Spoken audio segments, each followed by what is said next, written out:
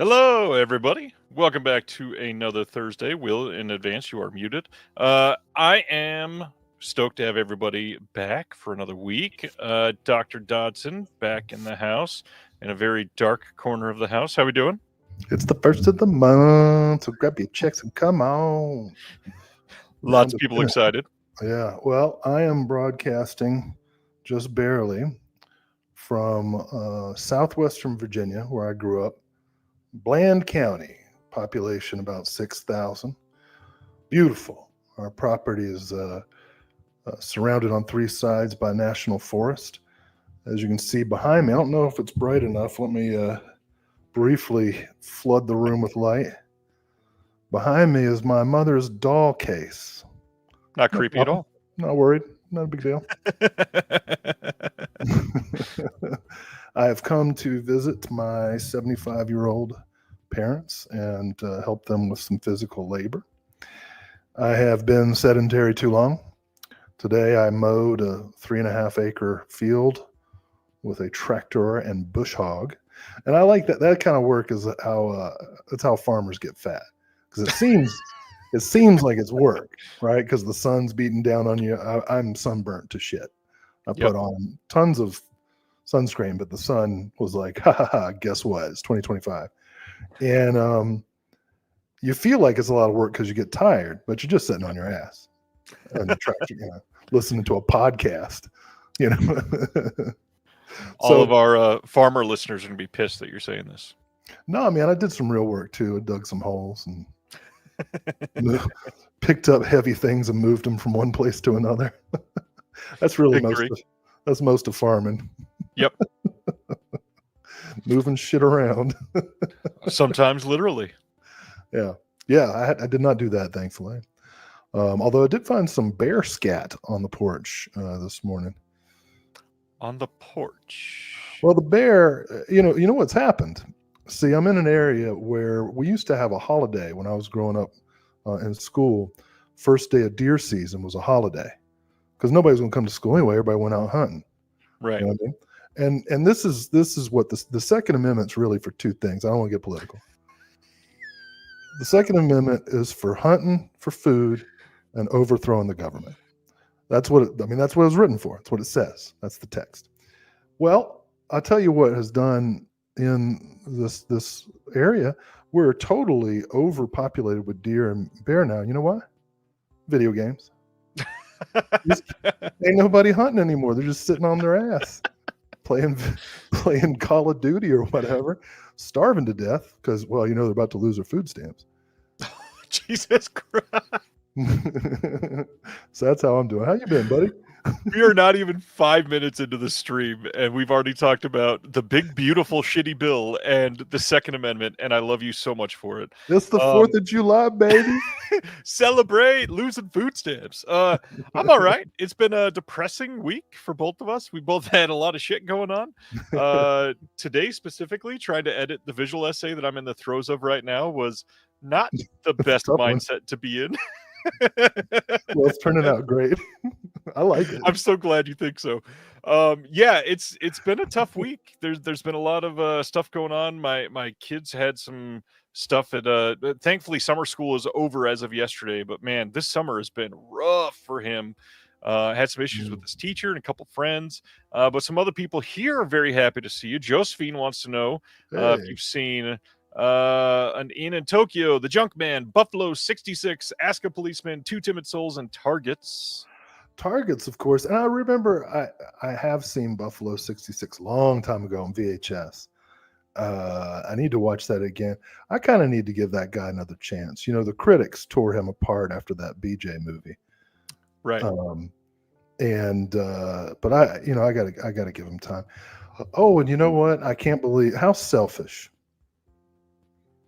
Rest in peace, Michael Madsen. Yes, absolutely. How about that? Seems quite young for him to go. Kind of hit hard today. Yeah, me and several people in this community are thinking about that right about now. And then I don't know how many people paid attention, but Michael Madsen and very similarly last named John Madden both passed today. Is that the football game? The video game? The guy that all he did was invent a football game. Yes. Nah, I know who that is. I'm just kidding. There's my mama's walking by in the background. Let me tell you, I got a good mama. I'm pretty lucky. I was waiting to hear any word from over there. She's very polite. It's been a hell of a month since you've last been here. What have you been checking out that you want to talk about? What was the last thing we talked about? Oh my gosh. To quote Busta Rhymes. Movies. You talking about movies I've seen? Sure. Or, just cool people walking down the street or something. I got a lot to talk about. Let me tell you, this month has been all about taking the first steps towards thinking about making changes to improve mental health. Like, I am Mr. Coping right now. I actually had a great idea for a destination therapy resort called the Copacabana. Right? The crowd gets it. The crowd's into it. I'm laughing because I read something that somebody in the Discord posted that Michael or John Madden died. Yeah, he died years ago, and I just didn't even go in there to read that. I was going to say, it seemed like that one. Well, you know what? I still miss him. Anyways, Copacabana. Yes, that is a very funny joke. Mental health, it's important. You can't really do anything without the right mindset. Let's see. What did I watch? Okay, so people are probably going to beat me up in the chat. I hope so. But my lovely wife and I attempted a date. Jack Kane's funny. My wife and I attempted a date in which we went to see, and I had coupons for free tickets, and it was my last set of coupons I used on this movie. And we went to see Dangerous Animals, and I wanted to like it so much. And she did too. She walked out about 40 minutes in. I made it about 50. I've walked out of 3 movies in my life, and this is now the 3rd one. Made it 55 minutes in. Maybe the last 30 minutes are unbelievable. Somebody can tell me if it is. But the character development, such as it was, just I was losing it. I was like, these people just couldn't take it. So I did not finish Dangerous Animals. I did watch several good movies, though. I saw a couple of Jack Arnold movies. I saw the 3D film The Glass Web from 1953, which I highly recommend. It's a whodunit noir film, complete with femme fatale, but set at a television station that is producing a true crime show. So there's all kinds of meta stuff. Great.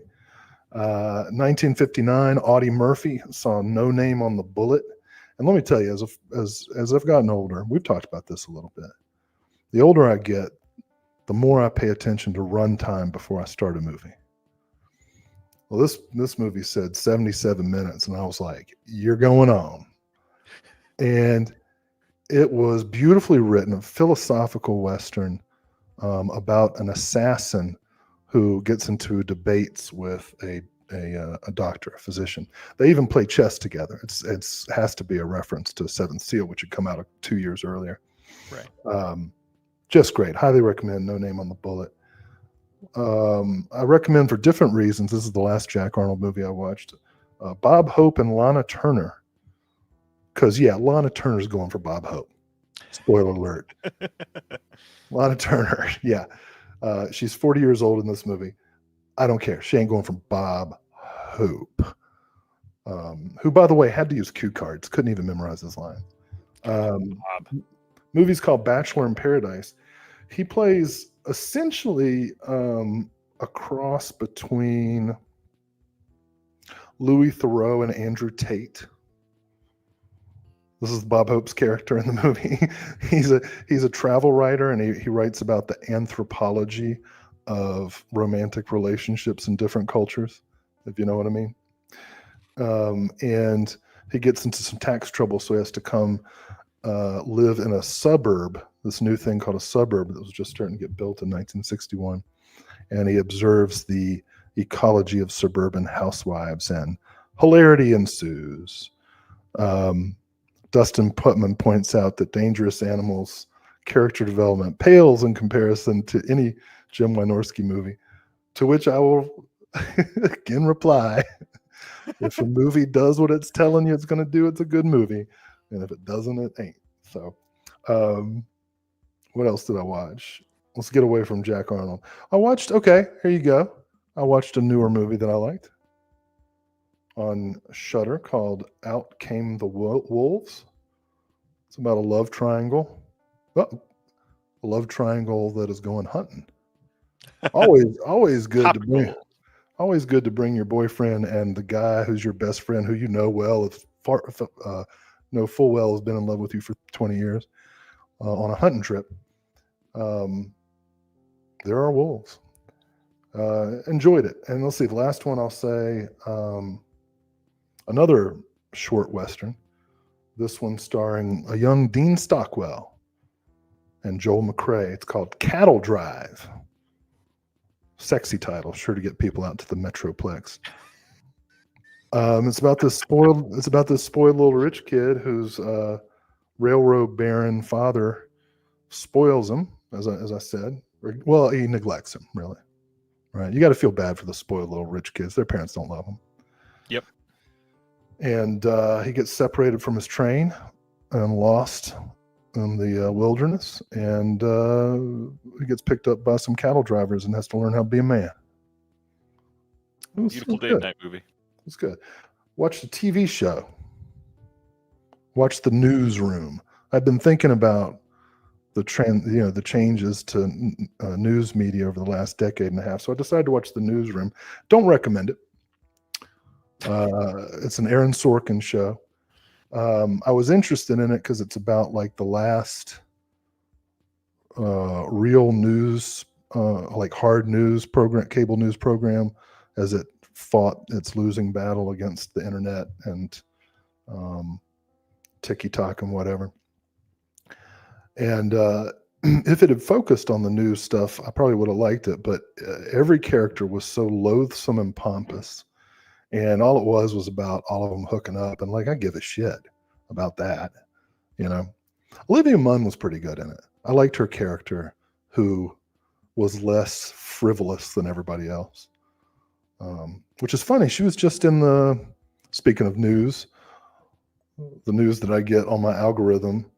Olivia Munn says a director on The Newsroom tried to blacklist her and failed.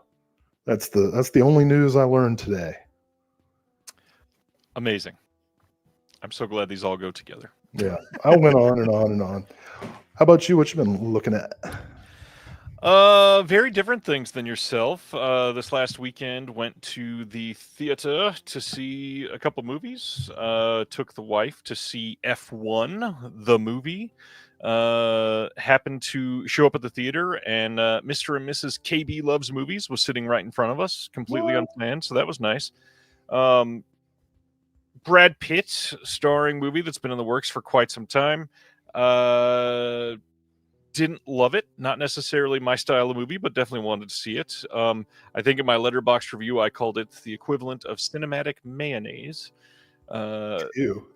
Yeah, there's some shots that are like really well put together, and there's one scene in particular that I would love to see. Like, I hope they have a big featurette on the disc about it, because I'd love to borrow it from somebody because I ain't buying it, but see what they did to film this shot, because it was kind of incredible. I was like, the guy's like actually dead, right? With the way that they were filming this. But yeah, the film itself, just not really that great in my opinion. I considered it quite bland.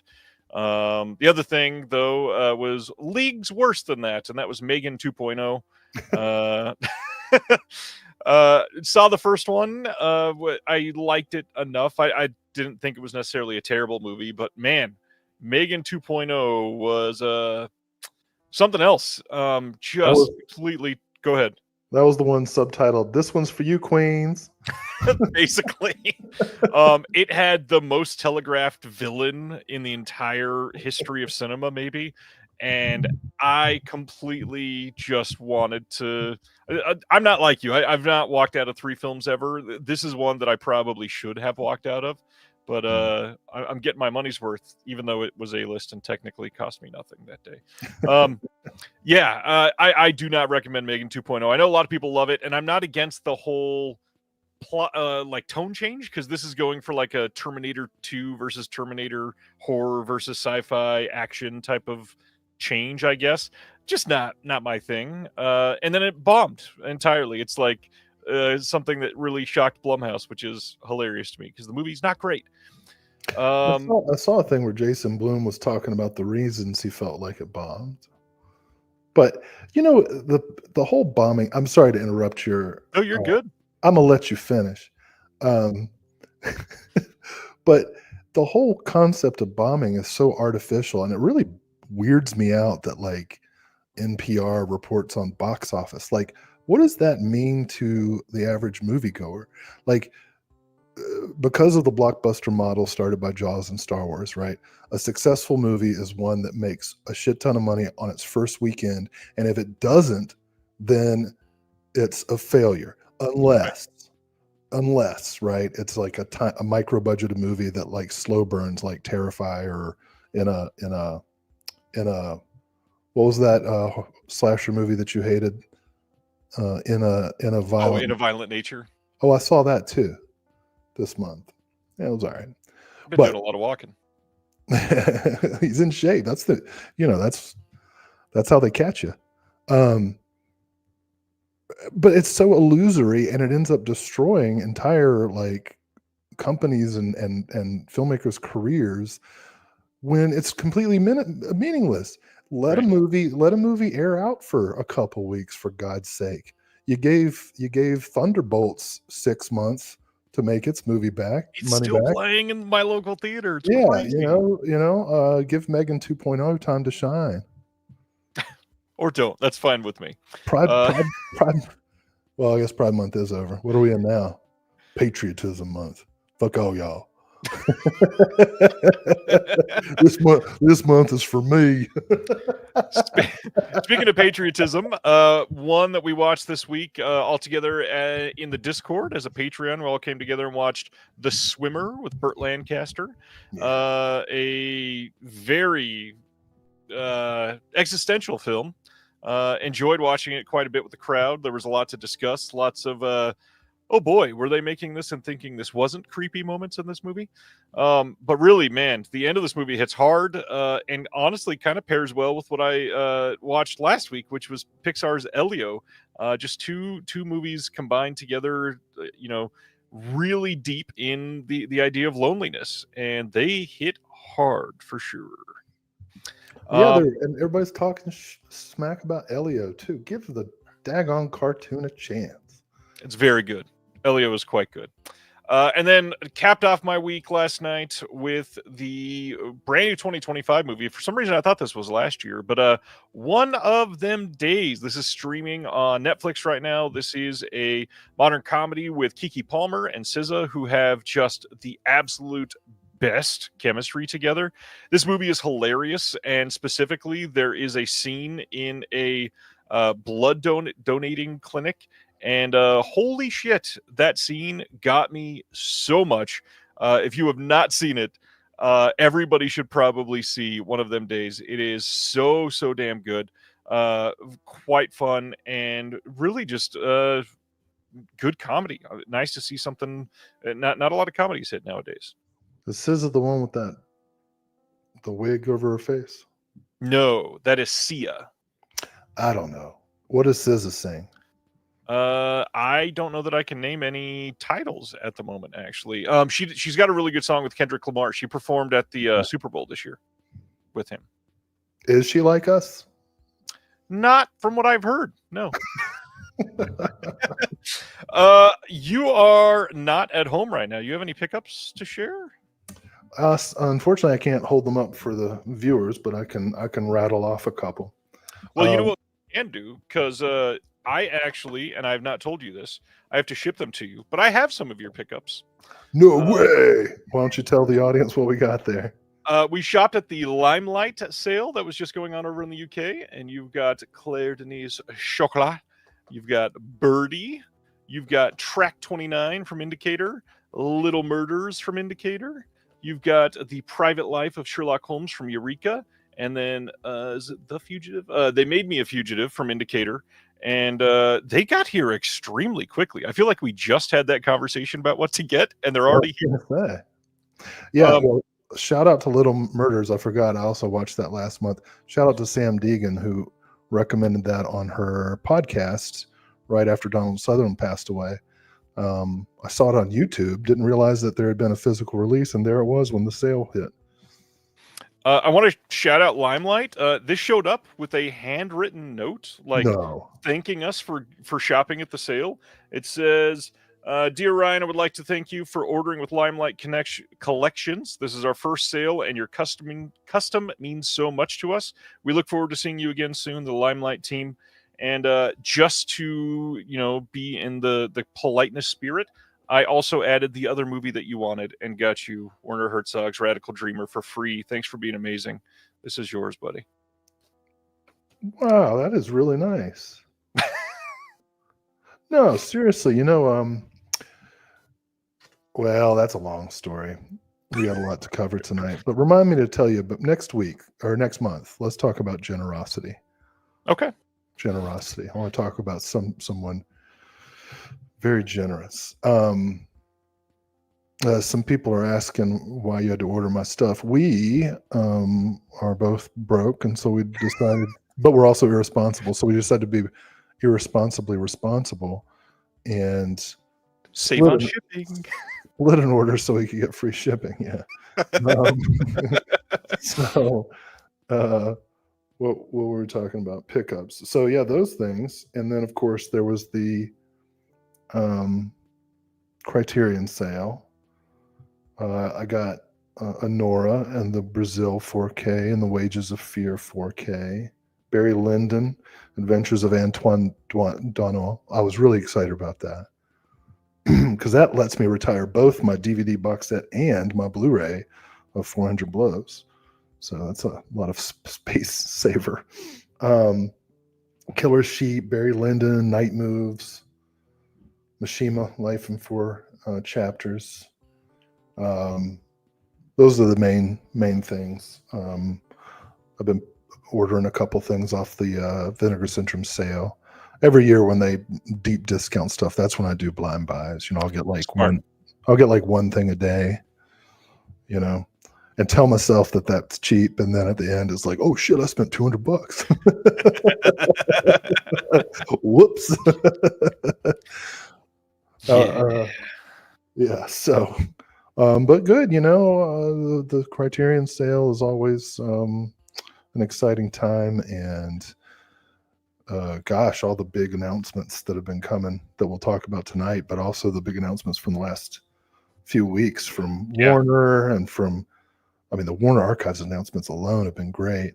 We should be getting more of those like this next week, actually. Yeah. Stuff from Severin and Vinegar Syndrome and Radiance and everybody. It's just been a really exciting slate. Yeah. It's a lot to keep up with. We got a lot of sales to talk about tonight and cover. So this is kind of one of the best times to shop, but also kind of one of the worst if you're trying to go everywhere because there's so many of them. Speaking of Criterion sale, this is not the only stuff I got, but wanted to share and shout out. I know KB already got one shout out, but I got to go and meet him and Nathan Jones to shop together in a physical store, which is super rare. And you'll see I got Brazil and the Basquiat set, and then we got some good stuff this time. Actually, it was stuff that has not been on sale yet, so finally been waiting for the last however long. So always nice to get something I've been waiting like 4 months to get from the last sale. Some other big stuff. One thing I wanted to surprise you that I got, because I've been waiting for it for a very long time and it finally went on sale, so I was able to get it. But the first thing, really wanted to shout out Deaf Crocodile, as I always do, because their stuff is incredible. But this is actually only Deaf Crocodile adjacent. If you are a member or a subscriber, Thanks for that, Jason. Appreciate that. If you're a member or subscriber, you get access to a members only portion of their website that you can get stuff and order it. They put up for sale Jiri Barta's Waiting for Gollum book. Yeah, cool. He was able to do this. Is the director of the Pied Piper and all the short films that just came out. This is autographed by Jiri Barta, and that is extremely rare.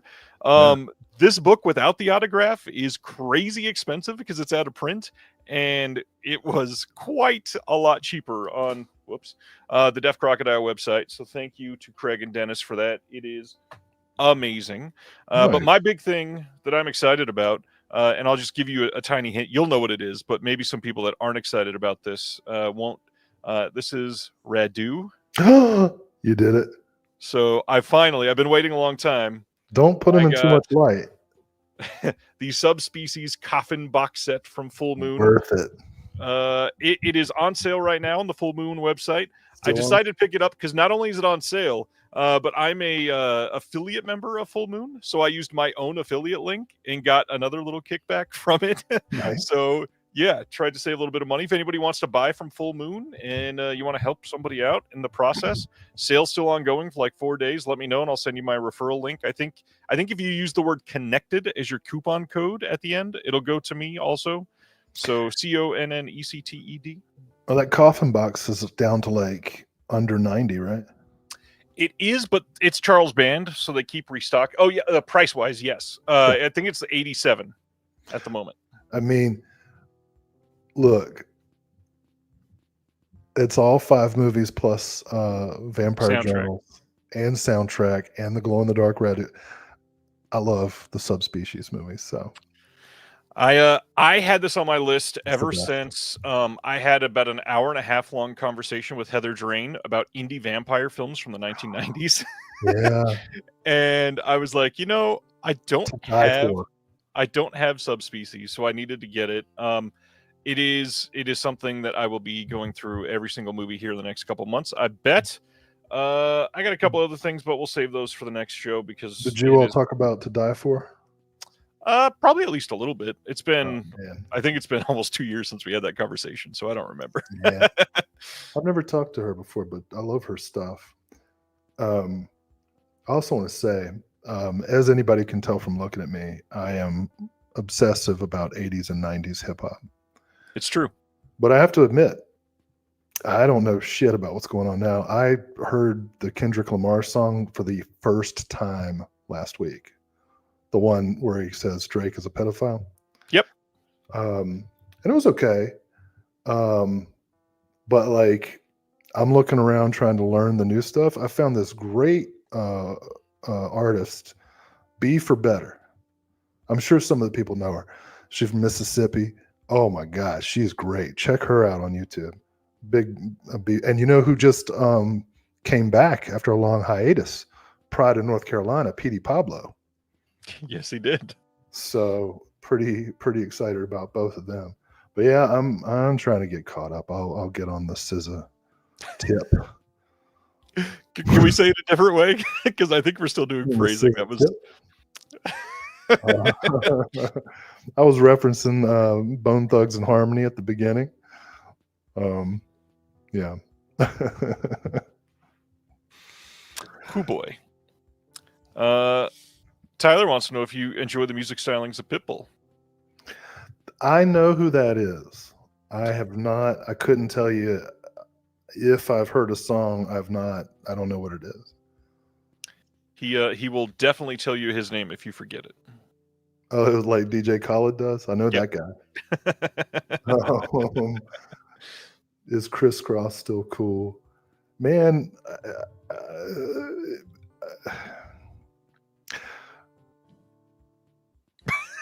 are you okay? I feel like 90s hip hop was like 1930s MGM for child stars. Like I'm not real happy about the way Criss Cross and Another Bad Creation and all those right. Tevin Campbell, people like that got treated. So I'm not going to make fun of crisscross, but the backward pants were like, geez, come on. Hey, that jump song was tight though. It's true. The miggity Mac Daddy or something. Anything else from the last month you wanna chat up before we get into it, sir? Nothing the viewers want to hear about. Well, there's a couple things they'd probably love to hear about, but nothing that we can talk about on that front yet. Yeah, we'll see what happens. I read, well, yeah, we won't get into politics or stuff, but I'm hopeful. I'm trying to stay optimistic. Hey, did you see? Just trying to think. What can I talk about? What am I allowed to say? What am I allowed to talk about? You tell me, dear listeners.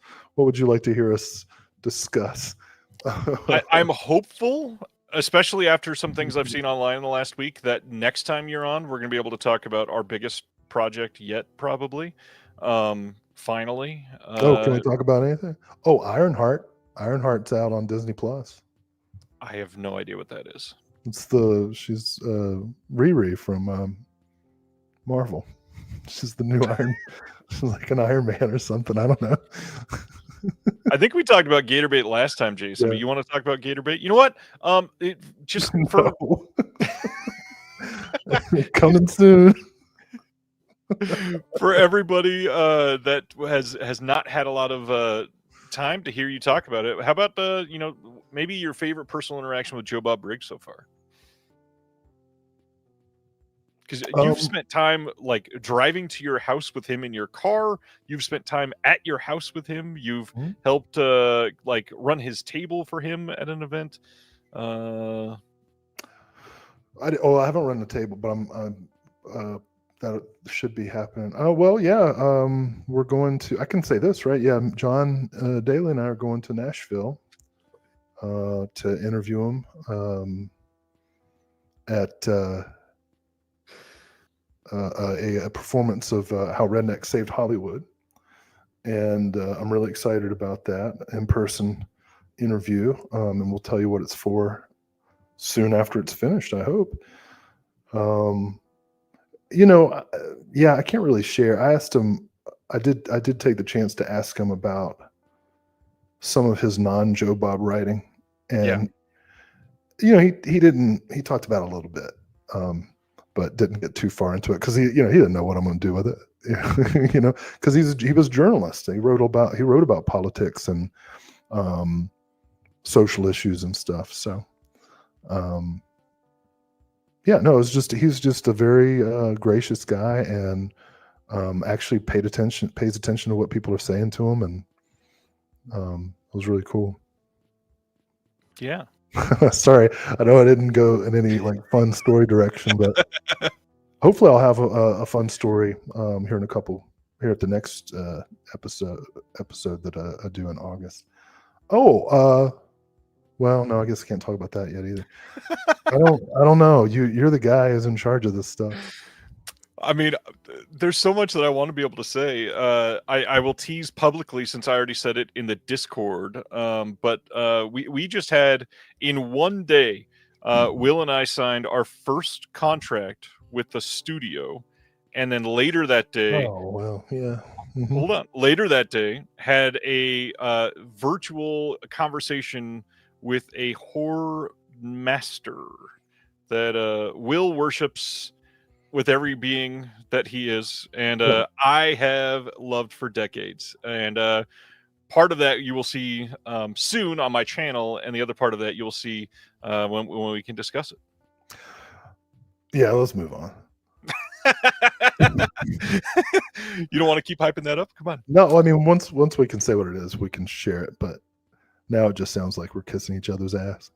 Well, I am. I love you. I love you. I'm not saying I don't enjoy it. No, I just I am very superstitious. Corinne said, "Is it Jason Blumhouse?" I'm just very superstitious. Oh, it's really funny. So I want to make sure stuff is happening, and we can get into it. But I am This excited. is so Yeah, much better than the rest of the day has been already. it is true. We did sign a contract for a piece that we did for an actual studio, and that interview, which you'll be able to talk about, I guess, here in a few weeks, was hilarious and unbelievable. So It's going to be, I think, my third most difficult interview I've ever done to edit. I think you should just put up the raw footage. Maybe I'll put up the raw for the Patreon. It's great. Those goddamn dogs were so. Rafa's here again tonight. He says, do you know Arrow Video and Second Sight Films in the UK? Yes, we both love them. Will, you got a favorite Arrow or Second Sight you want to shout out? Ooh, indubitably. Well, I mean, Second Sight did that great Texas Chainsaw Massacre set. Yeah. Arrow UK, as Ryan informed me last month, puts out better 4Ks than Criterion every single time. Pretty much. If you choose between the two, that's the way to go.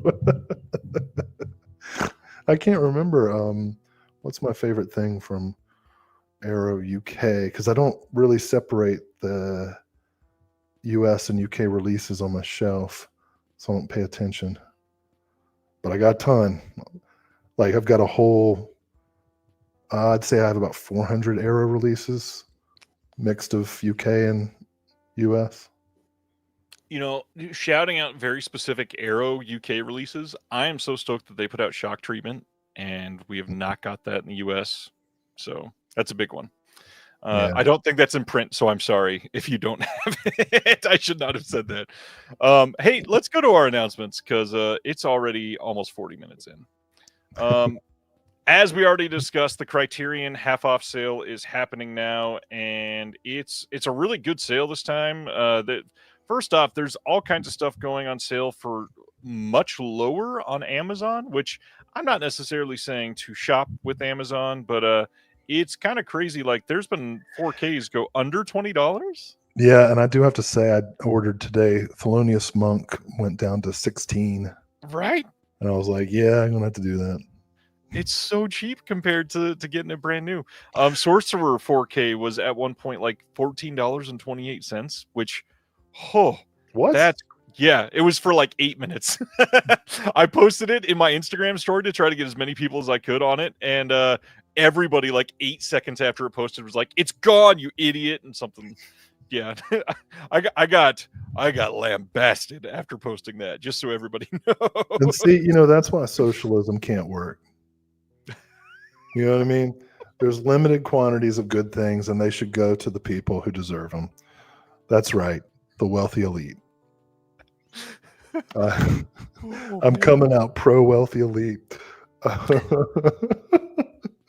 During Patriotism Month, William, come on. Hey, that's what this country has become. Oh, jeez. Some would say it's what it was always about, but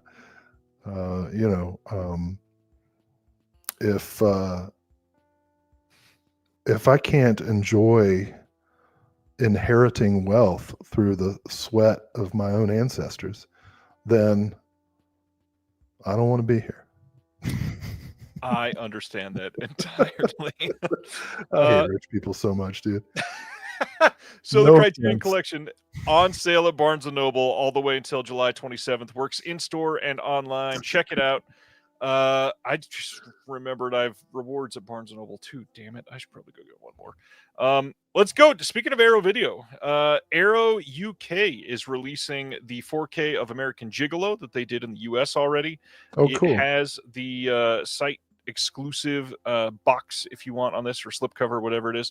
You can only get it from the Arrow site. Everything else is the same, all the same extras, everything. The next one, September 1st on Blu-ray only in the UK. We are getting Deadstream on Blu-ray. This is a Shudder title as part of that Shudder deal that we announced with them a few months ago. I love Deadstream. Have you seen Deadstream, Will? That's the guy. Yeah, I did see that. Well, it's okay. Yeah. Yeah, it's pretty decent. This one's got a bunch of the archival extras. There's a new introduction by the director, I believe, and his wife. This was recorded exclusively for Arrow Video. What else? Why are we laughing at me? The director and his wife. Did she have a role in the movie? Was she I'm not sure, actually. I honestly don't know. Just, like, hey, my wife's here. Can you? She's hanging out. I'm sure she had a role. Silent Manimal wants to know, it's only UK, but is it region free? Probably not, actually. Because there's a US release, it probably is not region free. You know who I like? The reason I thought of this is because of one of their last studio albums was called UK Jive, and it's great. But the Kinks, you know the Kinks? Yeah, I've heard of them. I've got a hose myself. Get past the "You Really Got Me" stuff, and get into their later career. It's all these great concept albums about class issues and culture, and one of their last great albums, which came out in the late 80s, UK Jive, just beautiful. And it's region free.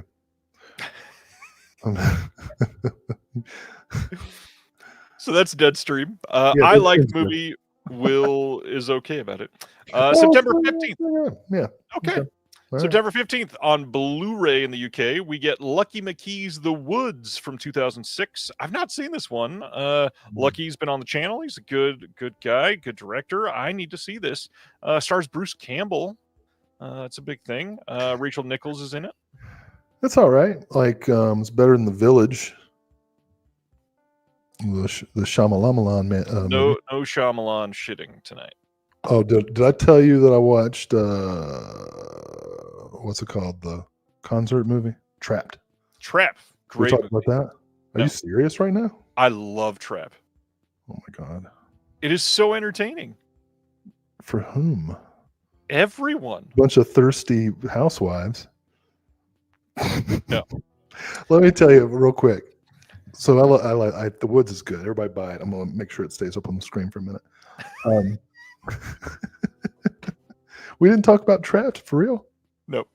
Dude, I was so excited when I sat down and the credits came on. I was like, all right, I'm gonna try them again. And it said Haley Mills, and I was like, Haley Mills, like the Haley Mills? And then it made sense to me because it's like, Trap, right? But it could have been anybody. Like, I saw Haley Mills. She had some lines, but like nothing to distinguish that it was Haley Mills. She's just a random British person running the FBI. And look, I'm willing to suspend disbelief. We've talked earlier tonight about how I'm a Wynorski fan. So the fact that the FBI was like, yeah, we're going to set a trap at a pop concert with 25,000 people in it. And we're gonna let like the people who sell water know what's going on, and we'll be sure they keep the secret. Fine, I bought it, but it just kept getting dumber and dumber and dumber. And then when it came down to the showdown between Josh Hartnett and M. Night's daughter, I was just like, oh my God. I couldn't believe it. But The Woods is interesting. It's got a cool concept. Bruce Campbell, small role, but he's impactful as always. It's spooky. It's nothing like The Village. I just said it because The Village is in some woods. I too like Lucky McKee, who was originally going to be. Can I say that? Yeah. The monster in Toby Hooper's The Toolbox Murders, but had to pull out at the last minute. Anyway. So The Woods, we get a new audio commentary here with Lucky McKee and Walt Cha, a new video interview with Lucky McKee and his wife, just kidding, Vanessa McKee, who did a lot on this movie. It just made me slap my leg and it's so sunburned.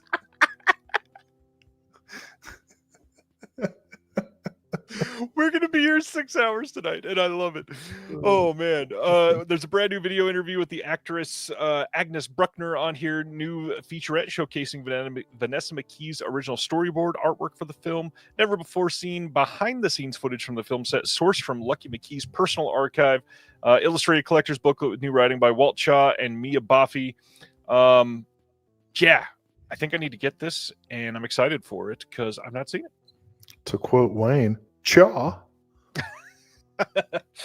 Next up is September 16th on Blu-ray in the US and Canada. The Addams Family's Hellbender is coming out. This is from 2021, one that people have wanted for quite some time, thankfully.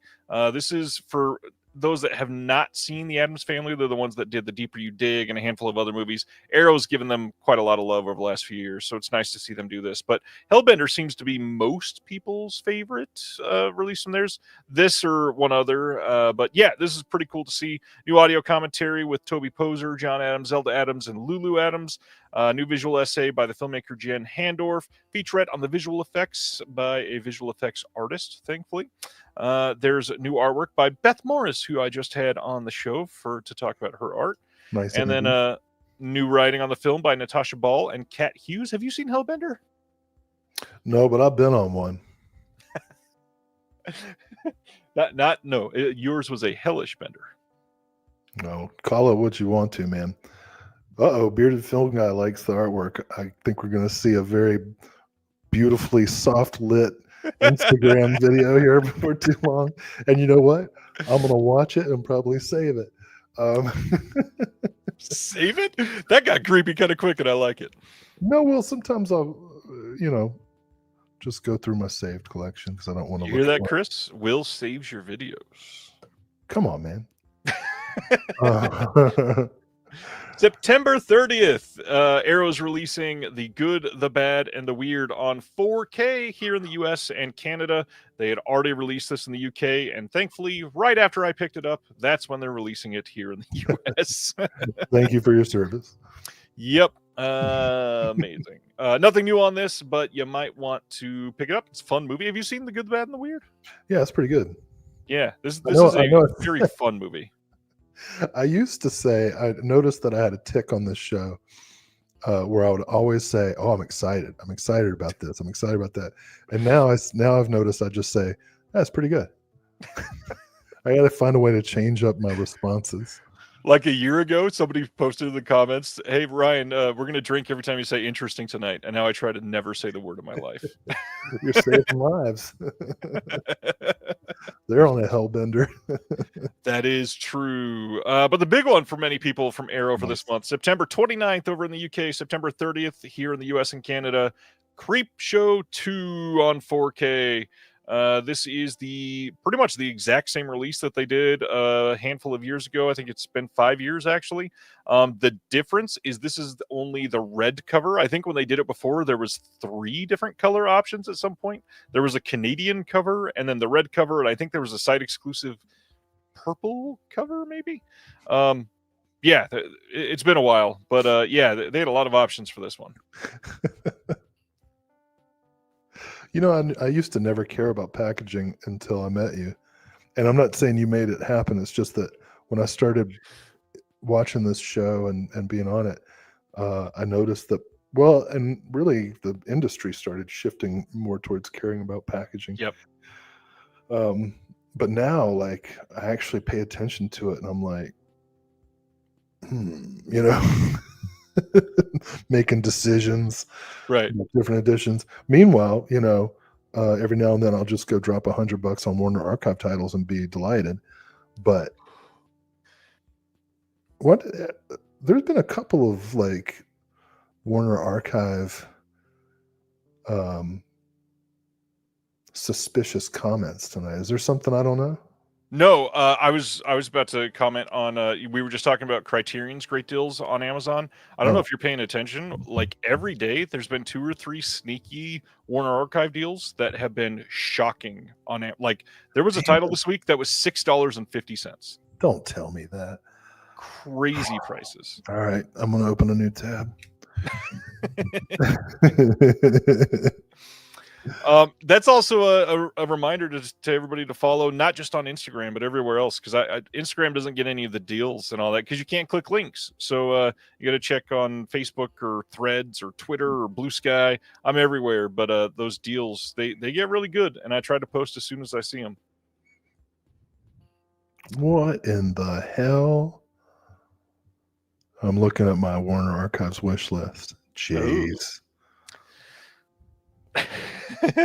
Let's go to the next title. September Yeah, 8th over in the UK, September 9th in Canada, the US. Arrow is doing Proof of the Man. Why does that say Proof of the Game? Let's just hide the fact that that's misspelled there.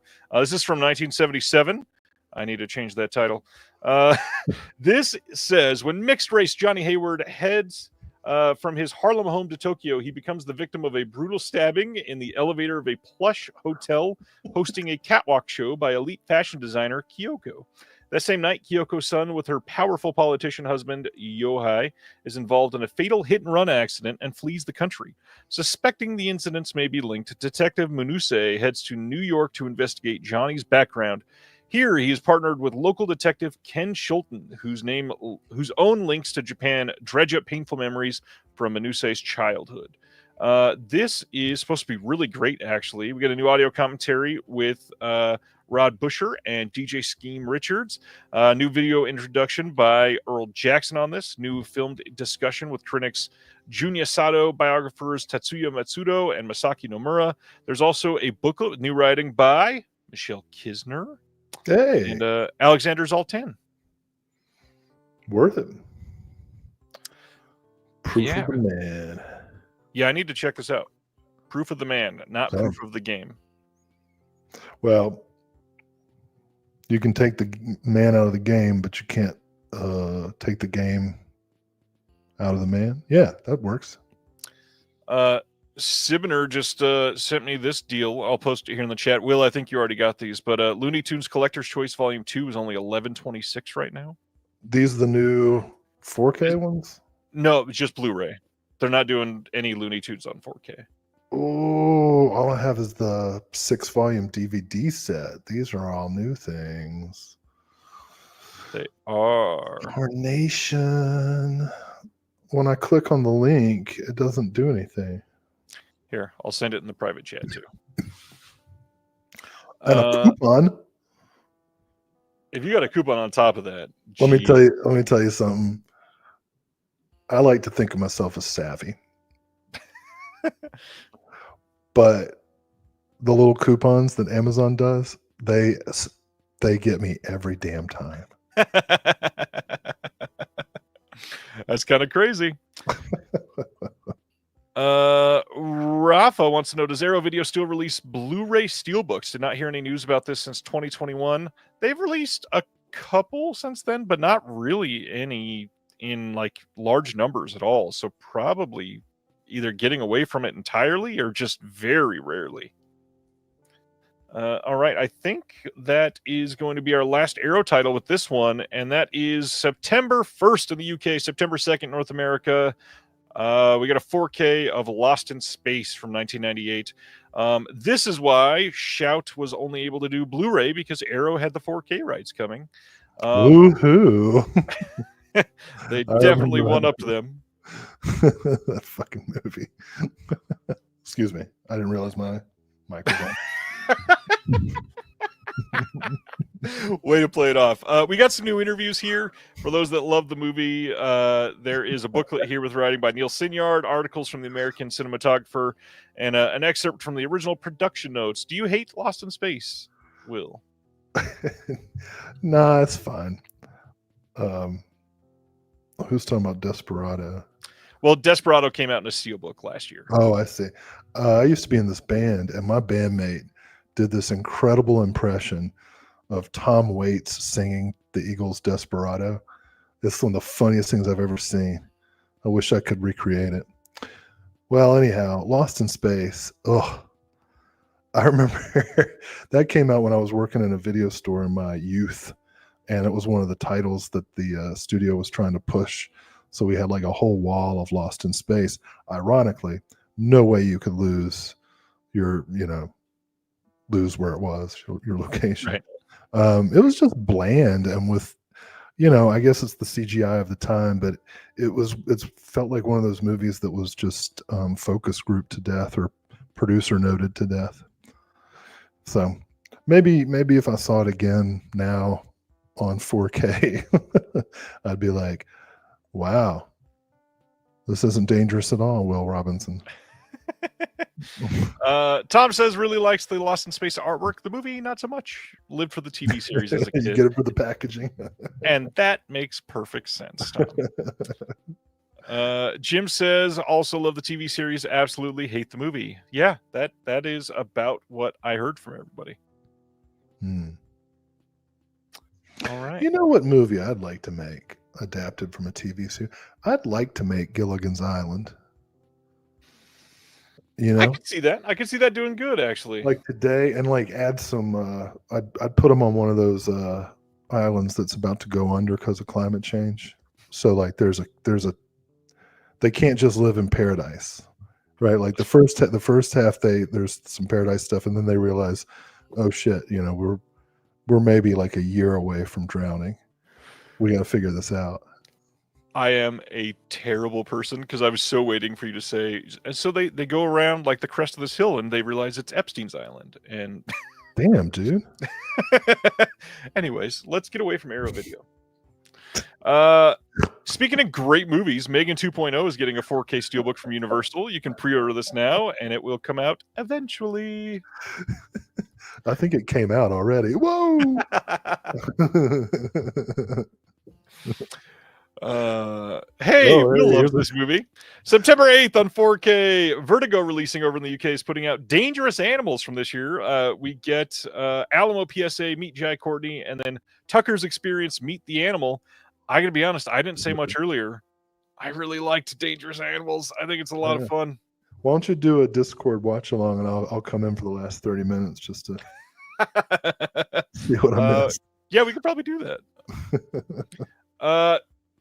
Speaking of packaging and Warner Archive, they've announced that lots of their pre-orders for High Society are going out without slipcovers, and so many people think it's the end of the world. If yours was missing one, you can get one by sending an email to discservices@alliedvon.com and let them know that you need one and give them your address. They will ship you one folded in a bubble mailer, not a box, so be prepared. You might not even get it alive. Weird word. But the weird thing here is they're not requesting proof of purchase from anybody. So you just free slipcovers. everybody spam Warner Archive. Warner Archive is going to go bankrupt from sending free slipcovers to everybody. They're like 4.3 million people requested these. We sold 18 of them. This is like the Oppenheimer of the vault. It's selling so well. Reggie wanted to request that Timothy Chalamet plays Gilligan in your version of the film. Oh yeah, I was already thinking Willem Dafoe for the skipper. I thought you were going to say for Gilligan. No, I'm going to give this some grit. Oh man! And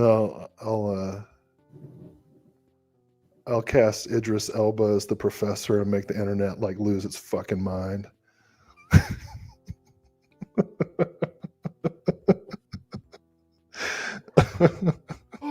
All right, let's go to the next one. Coming soon on Blu-ray from Kino Lorber is Malfeasance, 4 films by Yves Boisset. We got Angel's Leap from 1971, Mad Enough to Kill from 1975, The Woman Cop from 1980, and Rise Up Spy from 1982. Do you know anything about these French films? I do not. I'm sorry, I was still laughing. And then I saw Sydney Sweetie as Ginger and was like, yeah, actually, that tracks.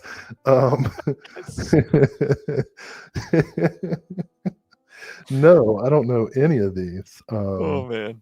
But that's why I love collections like this. Yeah, thanks to Kino.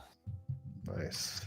Next up, they are doing a 4K of Throw Mama from the Train from 1987. This one, directed by Danny DeVito, starring Danny DeVito, Billy Crystal, Anne Ramsey, Kate Mulgrew, and Rob Reiner.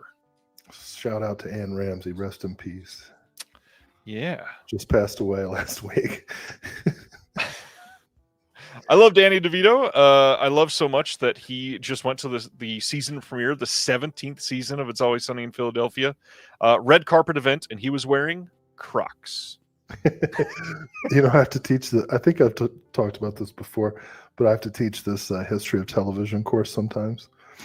And so I always make people watch an episode of Ozzie and Harriet when we're talking about the beginnings of the sitcom in the 50s and like the sort of suburban locale and the form of the sitcom being developed. And after they like managed to grit their teeth through the excruciating experience as Gen Alphas watching Ozzie and Harriet, I point out that it until recently was the longest running live action sitcom of all time until it was beaten by, and then I see if anybody can guess, It Was Always Sunny in Philadelphia, which I think is such an appropriate 17 seasons. Yeah. Not as many episodes, though. No, not even close. So it's an asterisk, I'm afraid. What's up, Kubrick lover? Hey, you want to know something funny? No. I've never seen Throw Mama from the Train. I have not either. And I forgot that Danny DeVito directed this. I probably would have checked it out earlier if I remembered that. I got to be honest with you. No shade to the LA Clippers, but I just don't think Billy Crystal's funny. I've never been able to get into him. Not even with your Harrys and Sallys? Oh, my God. You look like a city slicker. You don't like that one? Sally, come here, babe. Let me talk to you for a minute. You don't like the quest for Curly's gold? Or keeping your mic unmuted? The mute. Did you just wave? No, I clicked it and then had a flourish. No, I'm not. I'm not saying that he's not funny. I'm just saying he's not for me. He does. I don't get the Billy Crystal thing. I think your first sentence was Billy Crystal is not funny. Yeah, I just don't think he's funny. The whole "you look marvelous" thing. I don't get it. Yeah. Oh, well, I'm a Harry, huh? Yeah. Well, you're hairier than me. Hey, let's talk about how Umbrella Entertainment has the audacity to release Dogma on 4K, coming out later this year in Australia. The Kevin Smith movie it will be getting US release. It will not be from Umbrella. There is quite a lot of speculation on who that will be, but Umbrella is going to release something, it'll be like the size of a tire, and it will be massive that they're putting it out. So it'll be old Kevin Spacey. Not Kevin Spacey, Kevin Smith. They're the same to me. No! Good Lord! I mean, I'm not a fan of either one. Oh, God. Did you not... You're snorting. Did you not like Dogma? Nah. Oh, you're wrong. Umbrella's going to kill it with this release. I cannot wait to see this. Love this movie. It's going to be great. Wow. Coming on July 1st, meaning it is already available, Wellgo USA is releasing 9-Ring Golden Dagger on a BDR, unfortunately. But I know this is a title that people have been waiting on since it got announced, thinking it was not going to get a physical release. This is also known as Blocking the Horse. And again, I know that I say this probably every other month or so, but Wellgo USA just consistently putting out really great films that no other label is giving any love to. And not even that I can find in other English-speaking countries are they getting physical releases. So Wellgo really doing a big service with a lot of these titles. This one sounds like a lot of fun. Wish it wasn't a BDR, but they are kind of turning towards that more and more because I bet they're just not selling as many. I'm really bad about names. I'm sorry. Is that the Kevin Spacey thing? Yeah. Kevin Smith. I'm not familiar with 9-Ring Golden Dagger, although I share your feelings about Wellgo. They are great. Screenbound Pictures over in the UK, or Screenbound Entertainment, they are putting out Take an Easy Ride from 1976. There is not anything new that I could see on this, but nice to see this in print. You can pre-order this now. Anything on this one, sir? Well, sounds like an invitation. I'm into it. Oh, wow. What kind of Deaf Crocodile? Oh, I know exactly what movie Deaf Crocodile should put out if they want to put out a great martial arts movie. You're hearing it here first. This is an exclusive request to Deaf Crocodile. For the record, if this is correct, Will does not know anything. Wow. Stepped on the announcement. But are you guys familiar with Norwegian Ninja? No. Yeah. Available on DVD only currently, as far as I know. Would be the perfect Deaf Crocodile martial arts movie. I guarantee.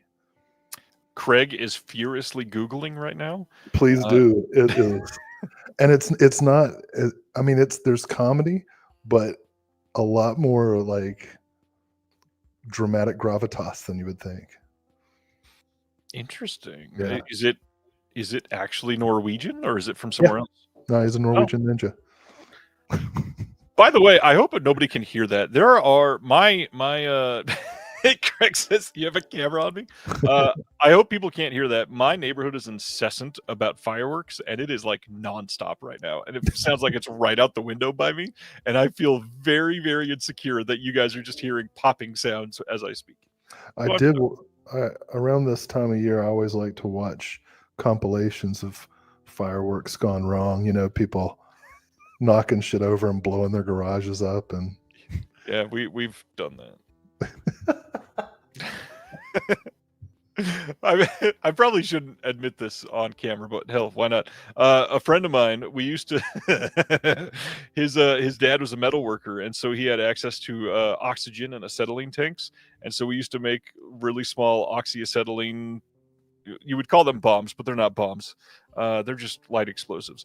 And there was one time we put a garbage bag inside of the body of a guitar and filled it with oxygen and acetylene and blew it up. But before we blew it up, I hid behind a car because we were in the desert and I wasn't wearing proper anything. So I stood behind the car and I was wearing flip-flops, and part of the guitar flew under the car and ripped the top of my foot up.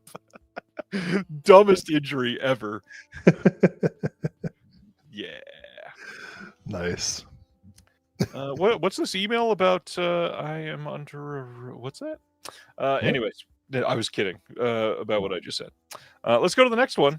Nine Queens is getting a Blu-ray release over in the UK from Curzon, coming on August 11th.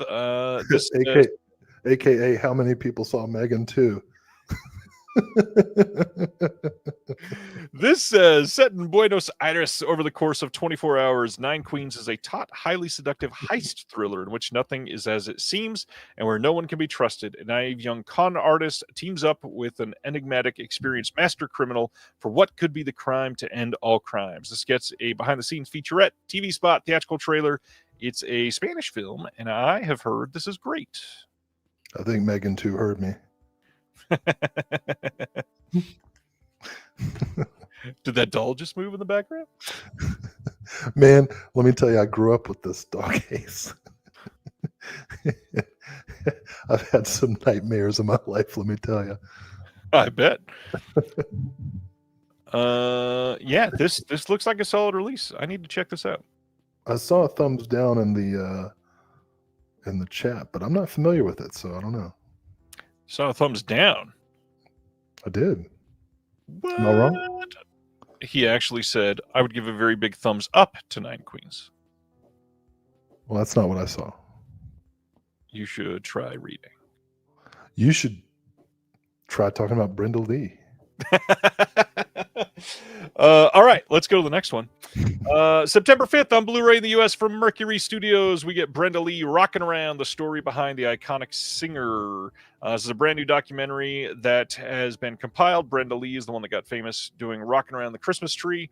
Lots of cool stuff coming on here. I am loving that we're getting more and more of these music documentaries lately. Have you been checking any of those out, Will? Oh, yeah. No. I don't know. Yeah, nope. I don't know what you're talking. What ones? I mean, there's all kinds of. Well, first off, we've talked about a bunch of them on the partner labels, but like Mercury Studios, and then oh gosh, I never remember the name of the other company that does it because they don't do them all that often. But they've done like 3 or 4 over the last year. They'll do like live concerts, and then they'll do the next one will be like a short music doc, and it's nice. Mm-hmm. I just don't remember the company. I'm sorry.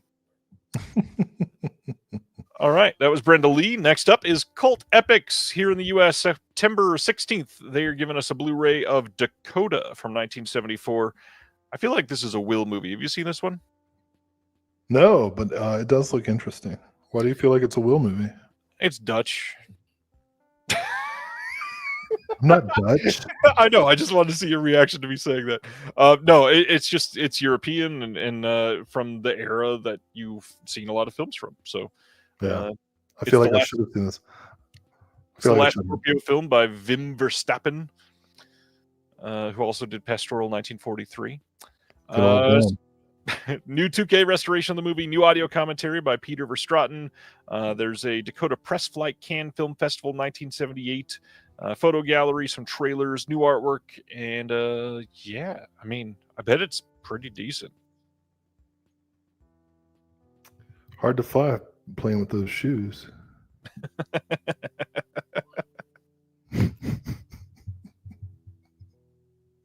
For some reason, I was not expecting a clog follow-up to that. You're going to get an email about how... Would not be the first time, literally.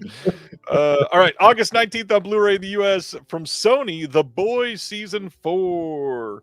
I've not watched any of The Boys. Have you? I've seen it all. I have. I'm kind of surprised. Well, you know, I'm a Supernatural guy. And the entire cast of Supernatural's in it, plus Eric Kripke, you know. The premise of The Boys bothers me because it kind of seems like that could have been wrapped up in the pilot. It's a bunch of bumbling, like, regular dudes constantly in positions where any of the metahumans could just kill them, and somehow they don't for 4 seasons and counting, plus a spinoff. Oh boy.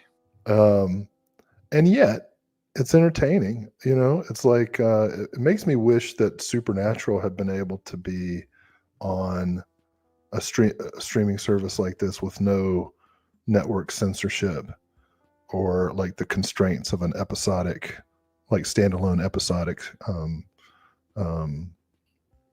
structures. I don't know. Like when season 5 comes out, I'm gonna watch it. I'm kind of invested in whatever the hell story they're trying to tell at this point. I didn't know there was going to be more. I thought they were done. All right. No, I think they're. I mean, they're pretty. They're not subtle parallels and references to contemporary issues, shall we say? You know, look, Carl Urban. I think we can all agree is a sexy man. And Dredd is great. Who? Dredd. Carl Urban's Dredd. I Am the Law? That Dredd? Dredd 3D, yeah. Huh. The American, The Raid, essentially. He's not American. Yeah. No, but it's American. Never mind. He's from New Zealand, I think. It's an American film. You're the worst girl. Speaking of American films, I love this guy.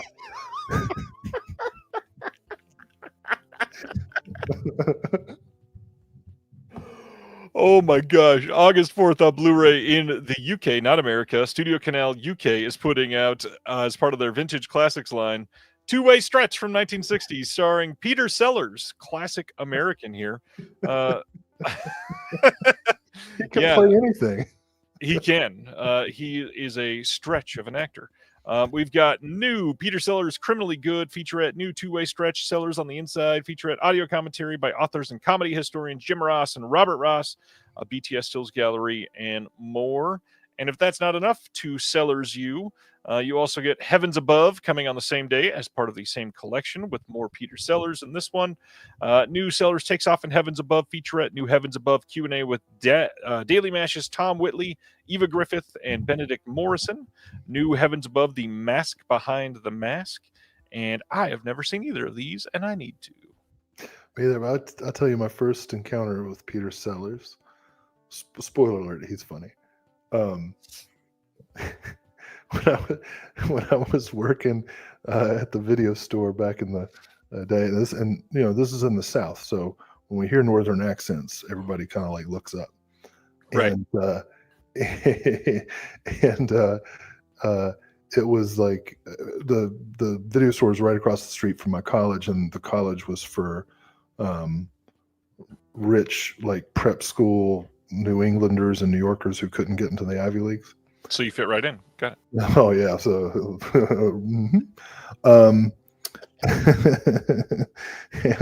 and so I hear this, like, what is it, Long Island, or I don't know the difference, Brooklyn, but like Brooklyn in the 90s, not like now.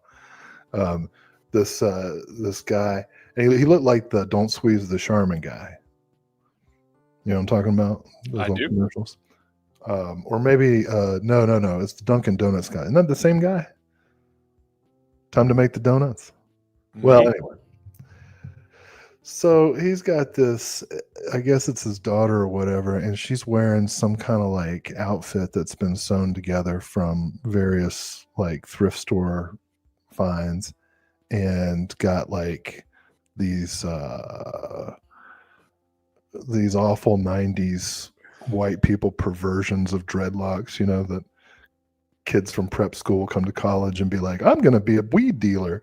I like Bob Marley, and they'll give themselves fucking dreadlocks or whatever. And anyway, I guess she was trying to rent some movie, and her dad is like, you think that's comedy? Let me show you something. Pink Panther, Peter Sellers, that's comedy.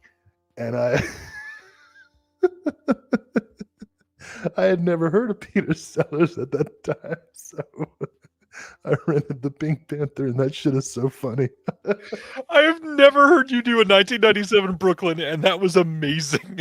It was the best movie. I love the Pink Panther movies. Yes, it is true that Sellers did a lot of yellowface, and I gotta admit, the party is good.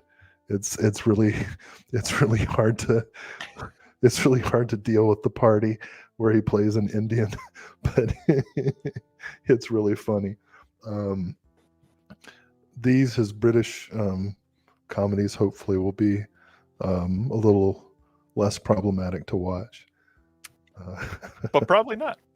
Next up, we got two titles from we're not even to Vinegar Syndrome yet. We're not even at Shout Factory, William. Well, luckily they pulled the switcheroo on you.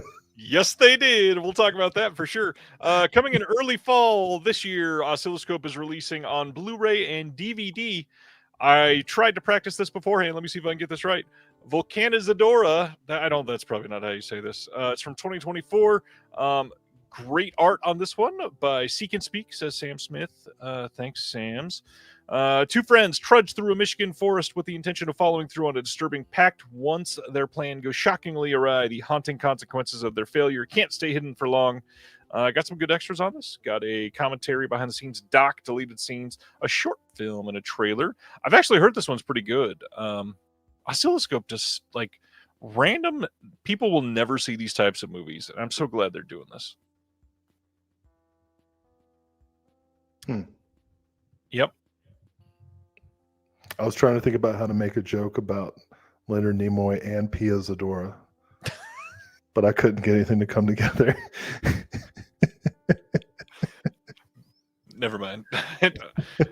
Mine was going to be bad. Dr. Spock conquers the Martians. Dr. Spock. Mr. Spock. Dr. Spock is the guy who tells you how to raise your baby. Next one from Oscilloscope, also coming this fall on Blu-ray and DVD, is The Universal Theory from 2023. The year of 1962, a physics congress in the Alps, an Iranian guest, a mysterious pianist, bizarre cloud formation in the sky, and a booming mystery. I said with a T on the end, not a mysterious penis, Will. Wow. Under the Mountain, a quantum mechanic thriller in black and white. There's an audio commentary to trailer on this. Yes. Wow. You know that was what you were going to say. Well, it wasn't going there. Well, let's go to Shout Factory then. So Shout Factory, about 3 weeks ago over on the Blu-ray.com forums, somebody had asked them a question. They were talking about the upcoming slate, like, what are we going to be announcing? You've had some big slates lately, and Shout Factory is like, well, September, we're going to be announcing 25 titles, or the way they said it is like our September releases will be 25 titles. And it just so happened to be that they were about to announce September releases. So, of course, the way they wrote it, everybody under the sun went, oh, so you're on the next announcement day going to be announcing 25 different releases. And people were asking for clarification. They were like, do you mean 25 films? Because Shout Factory does a lot of box sets. And they said, no, 25 single releases, meaning some of those could be box sets, some of those could be steelbooks, some of those could be other things. 25 different releases. Well, this Monday came. They announced titles, and they did not announce 25 of anything. And people are pissed off, and they came out and said, whoa, whoa, whoa. We said in September we're announcing 25 releases. And that's not what they said. It was vague on purpose, and they had like 3 full weeks to correct what everybody was clearly stating, like, hey, we're about to get 25 announcements, let's discuss it. And they never piped in and said anything. They were just kind of letting it go on. So a lot of people felt kind of bait and switched, which I did mention last week. Hey, we're going to have 25 titles from Shout Factory. So I was also bait and switched. I want to know how many of those people who are mad about the bait and switch wrote to their congressman. Well, as far as I'm aware, Jeremy is not on the Blu-ray.com forums because he may have. When Jeremy never listens to this, which he actually will probably, and then send me a message and say, I did listen, and the congressman says hi. So let's talk about these, because these are... I just, yeah. All right. This is not a great slate, but let's get into it. September 16th, an Amazon exclusive 4K steelbook of the most released film ever. That's not scientifically verifiable. That's probably wrong. But Halloween from 1978, this little scene gem is getting a release. That being said, they are Reservoir Fella, 25 titles, meaning 25 art cards. They're putting out Halloween again, and they took a disc out of the set. The standalone 4K release of this had 3 discs. This will only have 2, so not really sure why. But does it still have the little spoke for the third one? with the sign attached that says "Gotcha." It's like originally a Walmart exclusive. And if that's not enough Halloween for you, Halloween 2 also getting an exclusive 4K steelbook. These are both Amazon exclusives coming out the same day. Don't love the art style on these, and everybody that wants Halloween and Halloween 2 likely has them, and so they're literally just here to make money off of the Halloween fanatics. Well, what about new and emerging film fans? What about Gen Alpha? Gen Alpha is able to access the standard edition 4K release that they already put out. Psych, they don't watch physical. Some of them do. It's a very low percentage. They don't watch anything longer than 30 seconds. Well, let's keep going, because I know you want to talk about this one. September 2nd, they're also releasing Salvador from 1986 on 4K. This is the next of their Oliver Stone films. This is only going to include a 4K disc, not a Blu-ray. The Blu-ray the Blu-ray release was previously released by Sandpiper, and that is still in print. So that's why they can't include a Blu-ray on here of the film. There is a Blu-ray of special features, of course. So we got a new 4K restoration from the OCN for the film. We got audio commentary with Oliver Stone on here, and then lots of new extras, shockingly. New interview with Oliver Stone and James Woods and John Savage and Michael Murphy. And John Savage is still alive? Johnson. Well, no, new interview from 34 years ago. I'm just kidding. Yes, it is a brand new interview. Great. I like him. New interview with Tony Plana. New interview with the costume designer Catherine Morrison. New interview with prosthetic makeup artist Gordon J. Smith. And there's the making of on here, deleted scenes, lots of stuff. If you love this movie, this is getting quite a lot of supplements. The Revolution will be in 4K, apparently. In 4K with James Woods. An actor is a tool. Moving right along. It's always disappointing to find out that an actor that you like some of their performances turns out to be a dick. But like most people turn out to be dicks. So I don't care. True. I'm not going to, talk to him. I'm just going to watch the movie. And the new interview would say, man, he looks like a good person.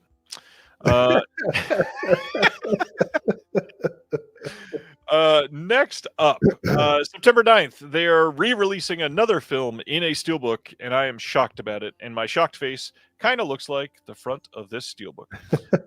There is a 4K steelbook coming of Ouija on September 9th. This is a wide release, not an exclusive. And Ouija. Ouija board. Do they include the Morrissey song in there? And like whoever made that movie, if I've never seen it, but if Ouija board by Morrissey is not the title track, speaking of problematic entertainers, is not the title track, I am immediately against it. I don't think it is, but I'm also should say I'm really excited about that other thing that we're about to work on the title track that we're using. The what? Never mind. The next visual. Oh, the thing about the the women. The animal thing that the animals. Yeah. Oh my God, you guys! Wait till you hear about this. We'll talk about that later.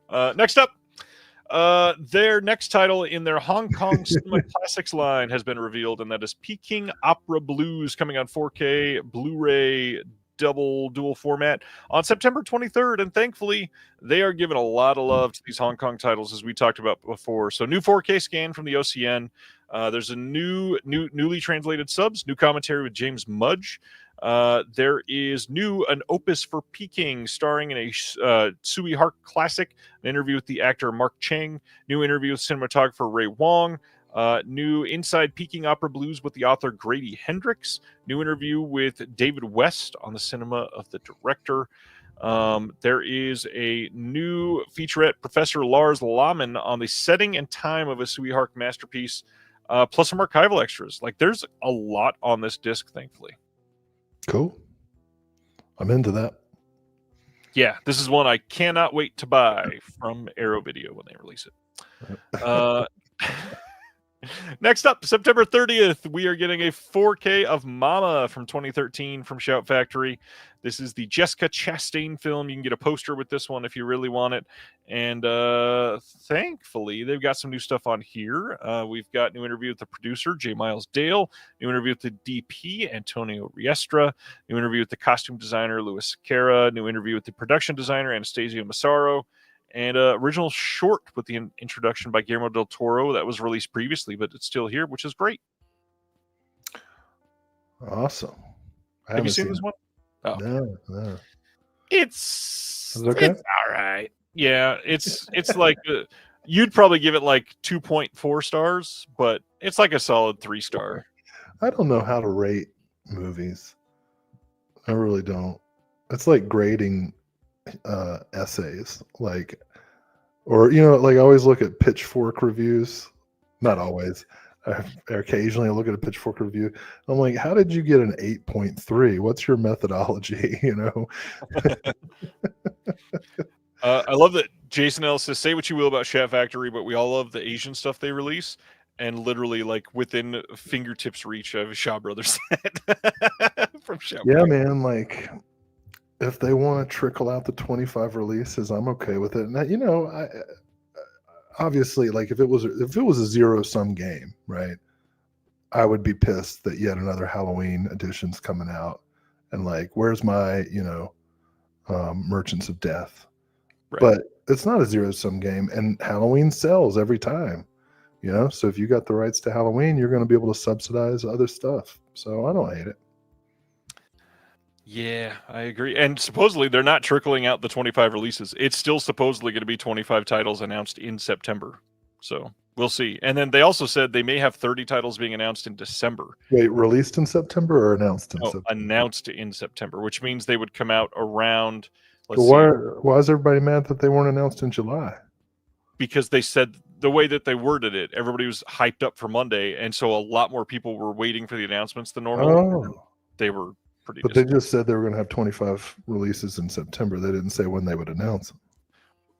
Right. And the way they meant it was they were announcing in September, not coming out in September. Oh, they're not even coming out in September. Well, now I'm mad. They won't be out till like January. Oh, that's some bullshit. Yeah. I'm writing to somebody. Jeremy's congressman. Next from Shout Factory, September 9th, they're working with G Kids on The Girl Who Leapt Through Time from 2006. This is the anime version of the old Obayashi film that came out, which I believe was an adaptation of a manga, if I remember the way that worked. Whoa. Maybe not. So this is like an adaptation of an adaptation. It's literally leaping through time and changing form. No new extras on this, but glad this is coming out. I've heard and have yet to see confirmation that this is supposed to be getting a 4K steelbook around the same time. That's on Amazon. So if you're super into this movie, check that out first. This is the movie that got like all of the blows on Monday when Shout Factory announced their stuff. People were pissed and they were like, you promised us 25 titles and all we got was this next one, My Life as a Zucchini. Well, it looks great. Yeah, supposedly it's amazing. And I believe this is available on Criterion release because this was written by Celine Sciamma, who did Portrait of a Lady on Fire. So I believe on Portrait of a Lady on Fire from Criterion, this is a bonus feature. So you can still get this from Criterion. What? Yeah. Oh, then I must have it. It looks like my claymation romance. That was a good try. I apologize. It's on Petite Maman, not on Portrait of a Lady on Fire. Well, thanks for the correction. Now I'll know where to go. And I screwed that up, of course. So yeah, that's My Life as a Zucchini. I like zucchini, man. I'll put that in anything. It's a weird shaped item to say that sentence. Going to the next thing. October 14th, MVD, as part of their MVD Marquee collection, they are releasing Nick Nolte's Weeds. We just talked about James and I was confused. Weeds from 1987. I was shocked with how many people had seen this movie and good movie. And loved it. You know, look at that man. The ravages of time and poor choices. I'm feeling you, buddy. Emphasis on the second part. So yeah, this has Ernie Hudson, Joe Montana, William Forsythe, Anne Ramsey. What a cast. We're having an Anne Ramsey double feature today. That's awesome. Anne Ramsey Sans? That didn't work. 2025 director approved 2K HD scan and restoration. We got a new interview with the director, John Hancock, and a limited slipcover in the first pressing of the film. Boy, that's a slipcover. I'll put that on display. Yeah, I don't know if that's the final design of the slipcover, but if it's not, they need to stop. This is it. I just went and looked at the comments. Ronnie says, "I'm sorry, but Mary Louise Parker looks terrible here." You know what? If you squint, that is Mary Louise Parker. Nice one, Ronnie. Oh, that was great. And then Chris said, "Weeds, the classic show with Mary Louise Parker and Elizabeth Perkins." Ben says, "Thought they were doing 4Ks of his stuff. I don't think you're talking about that title." Yes, we all got your joke. I just did not see it, Ronnie. I'm sorry. Next up, hey, Criterion said, hey, our Janus Contemporaries titles are not selling well. Let's rebrand to Criterion. I'm assuming that's why they're doing this. They're rebranding to Criterion Premieres, which honestly, way better title. Use the Criterion branding there. That's smart. But they are putting out as their first Criterion Premieres title, Misericordia from 2024.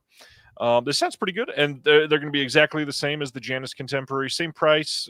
Blu-ray and DVD usually will be on sale for $15. They still make DVDs? They do. I mean, Criterions do very well for libraries, sir, and they need DVDs. Oh, well, I can't. Don't give me. Let me blow your mind a little bit. They just released a Nora on DVD through Criterion. Yeah, but the problem is that libraries are so under-resourced that they can't upgrade as they should. You know, I will not name the institution, but they allowed a graduate student whose name, given or chosen, I don't know, was Phoenix, to order whatever discs they thought appropriate. Not to ask the faculty, the teachers, the experts, because who gives a shit about experts anymore? You know, you spend your life learning something. What does it matter? Nothing. Well, Phoenix orders them. So, you know, we have the worst selection. I'm so confused where this is going. I'm talking about the library at my University of Higher Education. It's just DVDs. Yes. You know, I'm not saying there's anything wrong with DVDs. I'm just saying that when that's all that's available, I'm just saying that libraries should be properly resourced to stay on top of the format. Amen to that. I fully agree.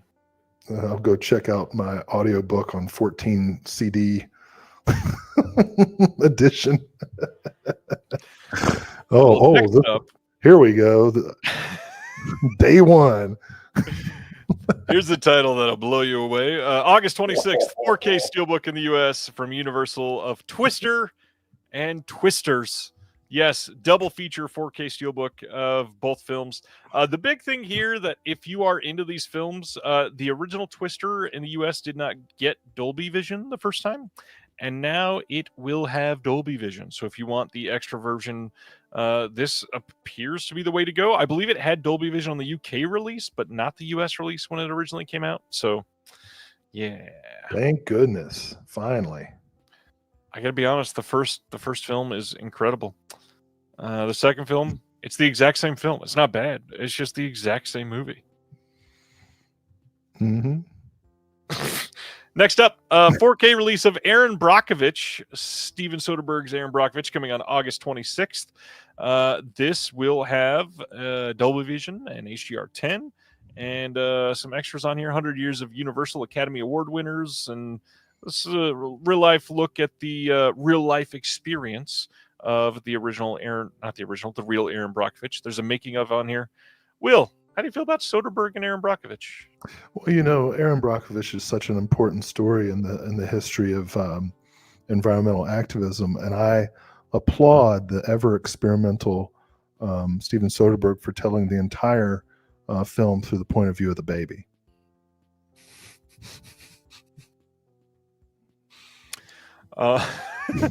I will say I love Aaron Brockovich primarily because I was raised in a town that was about 10 minutes away from where this actually happened. So this is like a hometown story for me. Yes, the story is about water poisoning. You know how tough it is for the single ladies out there. No, in all reality, I actually really like this movie. I think it's incredibly acted. Julia Roberts absolutely deserved her Oscar. Yes, other people that year probably deserved it more, but hey, she deserved it. Just to be clear, that was a presence joke. Yes, it was. Think it landed? Probably not, because the same 7 people that saw Megan 2.0 saw Presence. Well, I'd like to be in on that cocktail party. Well, as they said in the Megan 2.0 trailer, hold on to your vaginas. Really weird line to use in a trailer. Yeah. Also crazy that Steven Soderbergh, who has now retired twice, released 2 films this year. Especially because I saw it in a preview for Ellie. Wait, what's the Pixar movie called? Elio. Elio, whatever. You were close. I tried to like slur my speech, which would not be out of character, so that you couldn't tell I didn't know what movie it was. Anyway, I got it. Ellie De La Cruz is what you were all doing. right, fine, move on. Okay, fine. Fuck. Dan. August 12th, 4K release, steelbook and standard version of the comedic masterpiece, The 40-Year-Old Virgin. This is going to have a 20th anniversary discussion, so we're actually getting new extras for 40-Year-Old Virgin. Well, the 60-year-old virgin. It's just... Now it's kind of like, well, forget about it. Seth Rogen goes, listen, we've been having this conversation. We know you're gay. It's okay. Judd Apatow joined Steve Carell, Catherine Keener, Jane Lynch, Kat Dennings, and Jerry Bednob for a lively discussion at the Academy Museum of Motion Pictures, and then a bunch of archival extras. I think this steelbook looks god-awful. Thank goodness they're releasing a standard 4K with the original poster. Yeah, because that's really the thing about the 40-year-old virgin, the iconic poster. It is pretty iconic and actually tells the story in lime green. Yeah, it sure does. Let me know immediately. I didn't want to see it.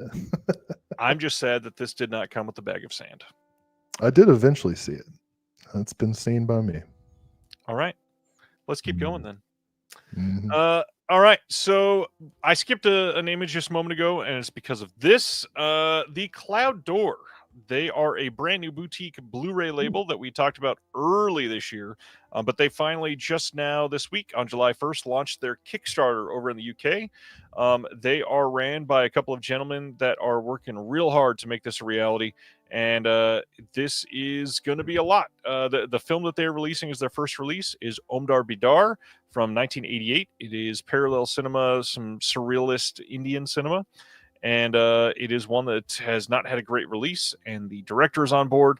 They're after kind of a lot of money for their first release because they have nothing set up, and they are working to get channels going to be able to release more films, but it's going to be quite difficult. So if you've got it in yourself to donate to something, this would be a really great cause. And if you want to know more about it, I posted an interview with both of these gentlemen this week to get some people on their side. Went up the day before this Kickstarter was launched, and it's a hell of a conversation. Both of these guys are genuinely uniquely qualified to get this off the ground. They both come from really different backgrounds. One of them very deep in the film world, one of them a businessman in day-to-day life. And so they are going to do great if they can make the money, but the Kickstarter is quite ambitious. I will admit that. And I will say too, if you go in the hope of paying for a Blu-ray to donate, just the cost of one Blu-ray is going to feel quite expensive. In US dollars, it's something like $50. And it's literally a slipcover and a Blu-ray case and a Skinovo case. So nothing like huge or deluxe or anything like that, but you're literally helping them get off the ground. And so you don't have to buy one if you're not into it. You could just donate a few bucks. Either way, have not seen the film. Will, I'm sure you've probably not seen Omdar Bidar. No, but based on this picture of them, I'd be happy to check out their EDM album as well.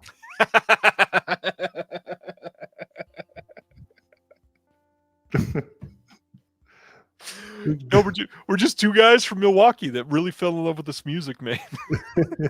No, I'll kidding aside. I mean, obviously, I'm pulling for them. But seriously, like that's a good album cover.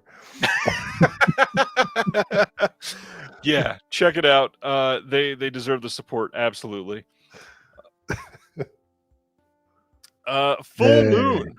Full Moon, which reminder, if you want to go buy from their current sale, put in coupon code CONNECTED. They are putting out. Can you turn out the lights and show how it glows in the dark? No. No. Well, too bad. I don't have a remote like you. I'm sorry. Isn't that cool? This is my dad just put this in. You can.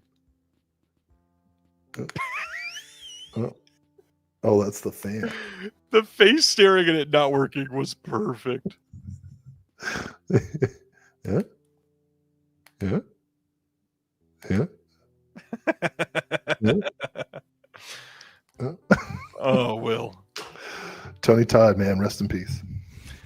Yeah, Cutter's Club from technically they're calling it 2025 because they just finished making this movie. This was essentially a lost film that was put together years ago. This is a gory sci-fi fueled horror thriller from Charles Band with slick 35mm cinematography by the late great Mac Ahlberg that sees a pair of young student doctors getting involved in a secret society of surgery fetishists and monster makers called the Cutter's Club, overseen by the maddest doctor ever.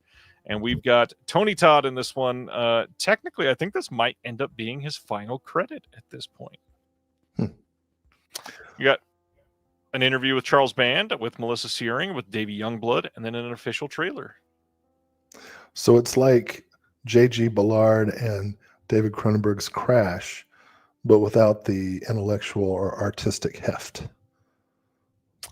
Yes, literally. Sweet. I'm into it. Uh-oh. Are we ready for some VS? Shake out the silliness. It's time to get real. Yes, the Rage Carry 2 is time to get real. So all of these are Vinegar Syndrome and OCN titles that are all going to be available this month, shipping in the month of July.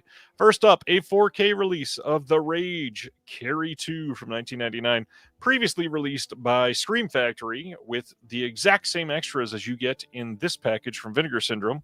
There's nothing new here. And for everybody that was upset, which I completely get, it would have been nice to get some new stuff here. They were not able to get anything new because MGM literally said you are not allowed to. And Chris is asking why. That's why. Oh, that's all right. Interesting. The intrigue, which is appropriate for a movie about high school girls, you know. Like all the behind the scenes shit, you know. Mystery like, and intrigue, yeah. You can't have my interview because I did that interview. You know? Yeah. That's Kat Shea, right? She directed that. I think I saw that in the VHS days, and it was funny because I forgot to talk about this on the Just Watch, so we can talk about it more next time. But I just watched both miniseries of The Stand. Did I talk about watching both of them? No. That was a bunch of my life. So we'll talk about those next time. But, you know, I'm not a big Stephen King reader, but because of my commute, I've started doing audiobooks, and I've found Stephen King is good for that because, like, I can space out and then space back in, and I haven't really missed anything. Like Stephen King does. Right. So I started listening to Carrie, which The Stand was 46 hours, and the Carrie is like 8. So, I'm gonna finish Carrie pretty soon, and then I want to watch like all the different Carrie adaptations because that's how I am. So, and it's named after your hometown. Oh right, yeah, spelled differently. It's not my hometown, but it's where I live. That's where your home is, yeah. Yeah, but I don't think anybody was born there. It's oh my god, it's the worst with all the developments. But anyway, my point is, I'm ready to seek The Rage Carry 2 for the first time since VHS. Jeez. So I won't know the difference between the releases. It's just going to come in the mail, and I'm going to check it out. Well, speaking of checking them out, let's see what's in the cards. Next up is the Card Player from Vinegar Syndrome. 4K Dario Argento title, as I predicted last week, was likely going to be the Card Player.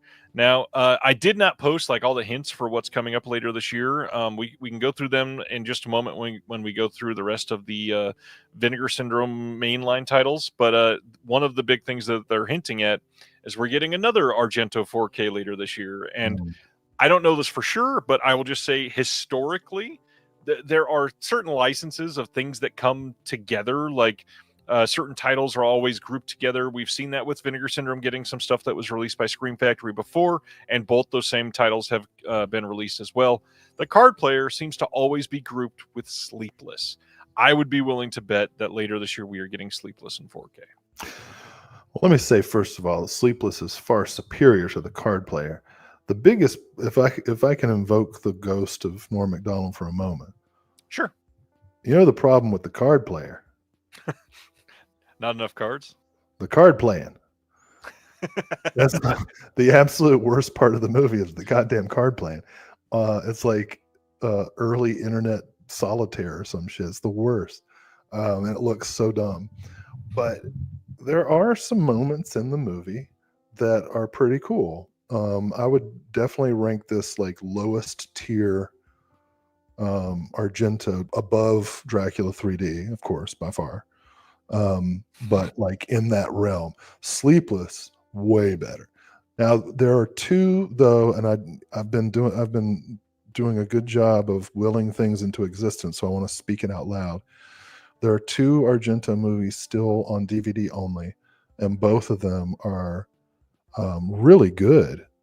Do You Like Hitchcock, which was a made-for-TV film, which is excellent, and I think if it gets a good edition, people will put it like up into maybe second, even low first tier Argento. And Giallo with Adam Brody, which was a lot better than I think its reputation holds. I want to see how long it takes for somebody to slap me down for saying Adam Brody instead of Adrian. Anyway. So I want to say there we go. Cloud image got me. But so I'm hoping that those two come out, but I would be totally happy with Sleepless, and I'm fine with Card Player coming out on 4K. I think that'll be fun. So on this, I know a lot of people were upset because it's not like top tier Argento. It was never going to be. Most of those are done already, so this makes a lot of sense. It would be nice to see some of the stuff that's never been in HD released, but I will say I have low-key hated most of the Vinegar Syndrome artwork for like the last, I don't know, 18 months. I love Suspiria Vilches's work, and I think this is gorgeous. Yeah. This is an absolutely amazing slipcover. Well, to your point, Jason Ellis asks about Inferno. Blue Underground put that on Blu-ray. They did. But Inferno still needs the upgrade. So I don't know who has the license, but I'd certainly be happy with a Blue Underground. Always knocks it out of the park with their 4K upgrades. But if it goes to somebody else, Severin or Vinegar Syndrome, an Inferno upgrade would be very exciting. So the rumor has been for years that Disney holds the rights to Inferno now. What the fuck?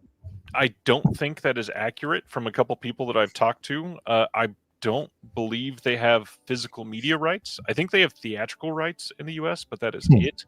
I think the holdup now is actually Elements on the 4K.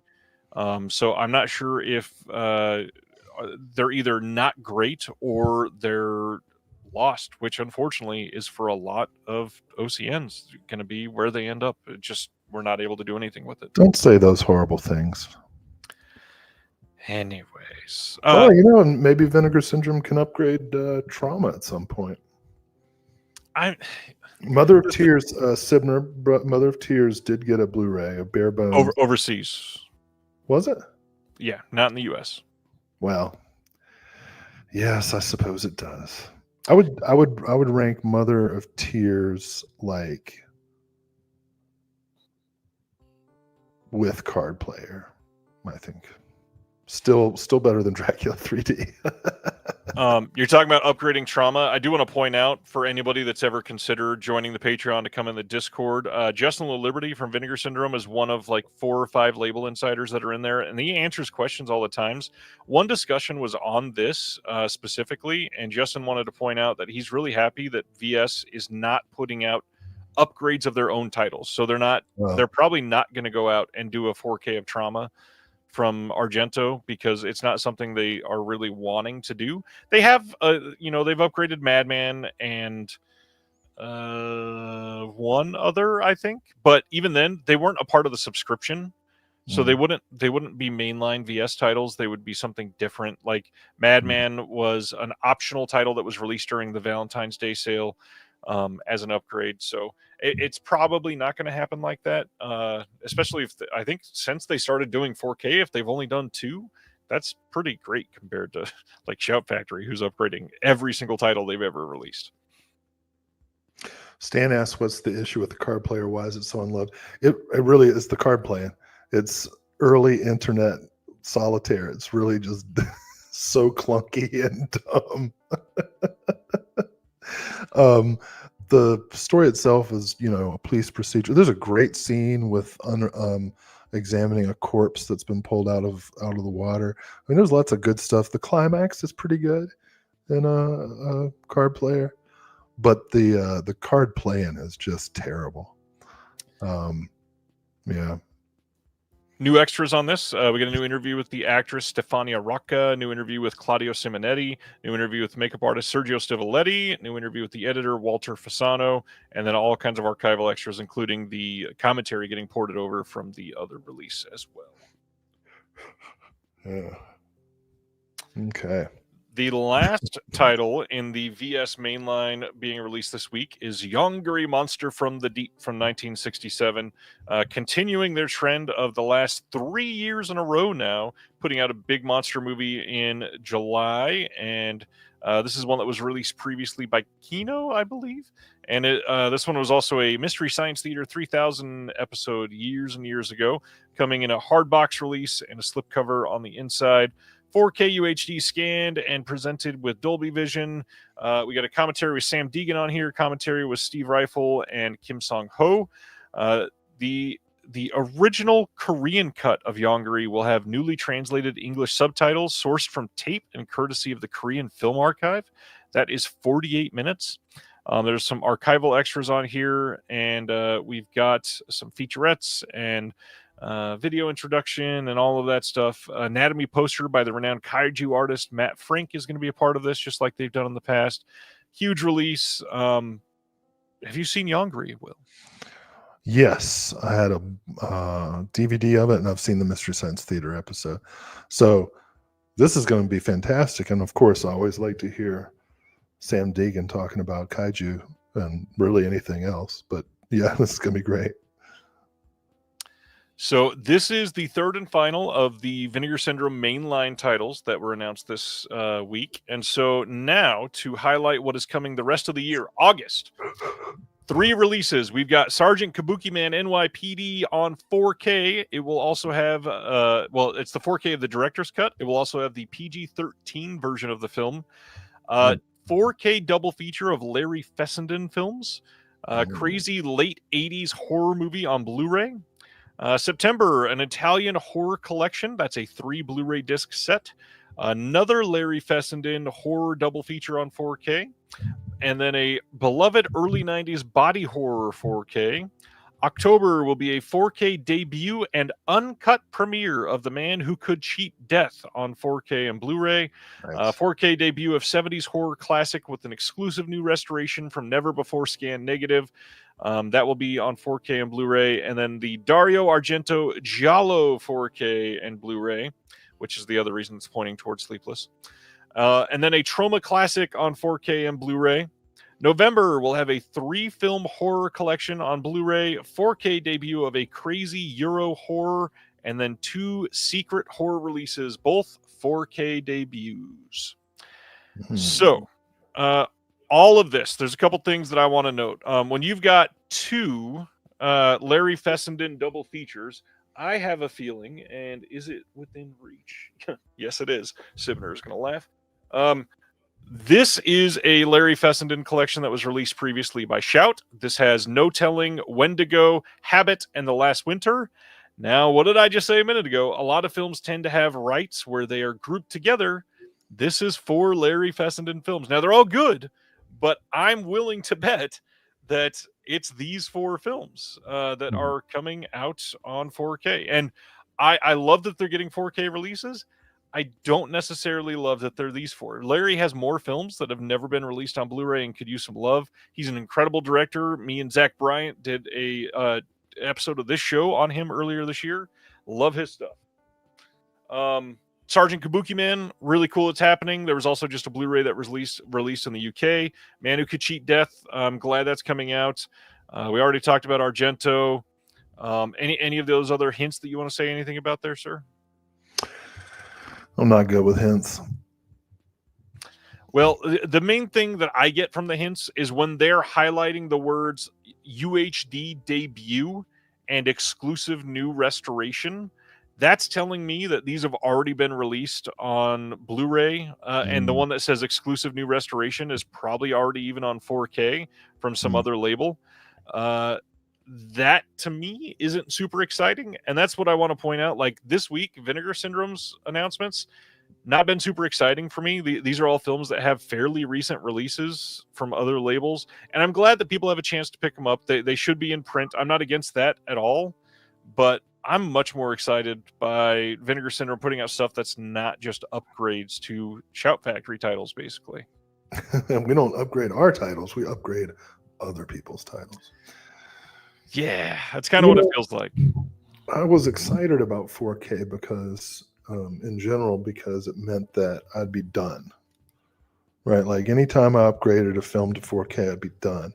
But now it's competing restorations and which restoration is the best and who went to this encoding factory and who went to that one. And well, and some of those, like the encoding is better on the UK release, but the audio is correct on the US release, or they each have exclusive commentary or whatever. And it's really hard to make a decision sometimes.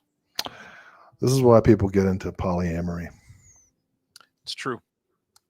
Region free all the way. Doesn't work either. You know, you think, well, this person's good at this thing and this person's good at that thing, so I'll have sex with both of them. That's why Will practices non-ethical non-monogamy.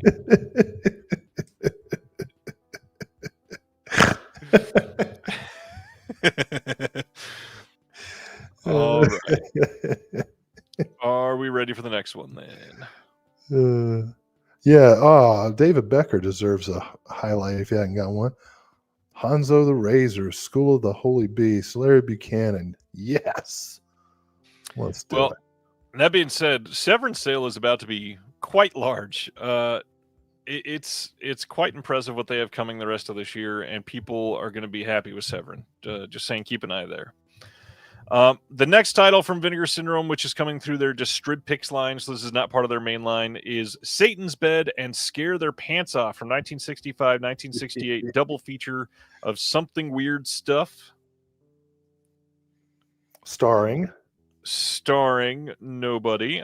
No, I'm just kidding. The big thing is I got a comment from somebody that said, I was watching this trailer and I went, yeah, that looks like Yoko Ono. And then I read the description. That's fucking Yoko Ono.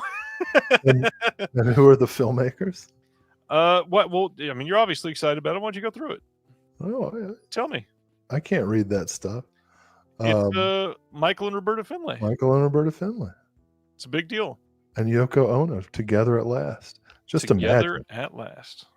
imagine if the Plastic Ono Band had been filmed by the Finlays or the sleep-in that Lennon and Ono did as a protest could have been made into a Findlay film. You know, like Ringo coming in and slapping the hell out of them with like ropes of salami, just right. You know. So the Yoko Ono Ruffy is getting a 4K restoration. That's crazy. This is the most respect she's ever gotten as an artist. It actually may be true. Yeah. So the point out here says crime, kidnapping, white slavery, ritualistic cults, and other sordid activities were all fodder for the most outlandish roughies of the 60s. Produced primarily in New York by a mix of budding filmmakers and legit craftspeople moonlighting in the seedier areas of cinema, these trashy tales became the bedrock of what later exploitation features would take in even more extreme directions. Disturbed picks and Something Weird offer the Blu-ray debut of a notorious pairing of two of the most twisted such efforts, newly restored in 4K from their OCNs. This is crazy. Yeah, that was an immediate pickup. I have to check because I thought I grabbed this one, and remembering what my receipt looks like, I don't think I did. So I need to make sure that I get it. Make it happen. All right. Vinegar Syndrome also released 2 catalog slipcovers for Will's 2 favorite films, Night Beast and Extro 3, Watch the Skies. I like Night Beast. I did resell Extro 3, so It's the over-the-shoulder Don Doler holder. That's a good one. That was so stupid. That's your best one of the night. You might as well stop there. I'm embarrassed if that's the best. They're also, VS Press is doing Rambo First Blood Part 2 and Rambo 3 novelizations. And if you don't want to buy them on their own, you can also buy a package with both of them and a headband. Yeah. Do we get to read this time? They also put up a ton of merch stuff. They got this Rotsicle shirt. They've got Vinegar Syndrome Thrills and Chills tote bag, a camp flag that says "Go to sleep forever," film can glass ornament with a very phallic shape on the side of it. If you want to go take a look, the hinge that they made looks like a wiener. They. I love making you laugh. They're selling a coin pouch. It says physical media money, and notably that even if you put in dollar coins, you couldn't buy a single Vinegar Syndrome title Right. with the shape that this would take with that in there. The big thing this month is key tags. They have a Vinegar Syndrome one. They've also got a Cinematograph one that they've made, and then one over at Melusine we'll talk about. They got a Cinematograph tote bag that says this tote contains physical media, Cinecatograph shirt. And then here's the Cinematograph key tag and a Cinematograph hot dog sticker. All right. I don't know.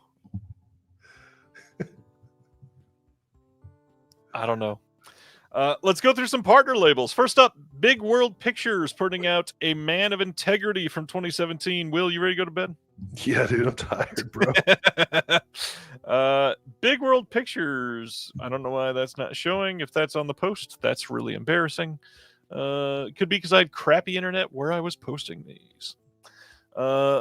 Yeah, I don't know anything about this one. Big World Pictures puts out titles I've never heard of, but they're always great. So watch the trailer and consider it.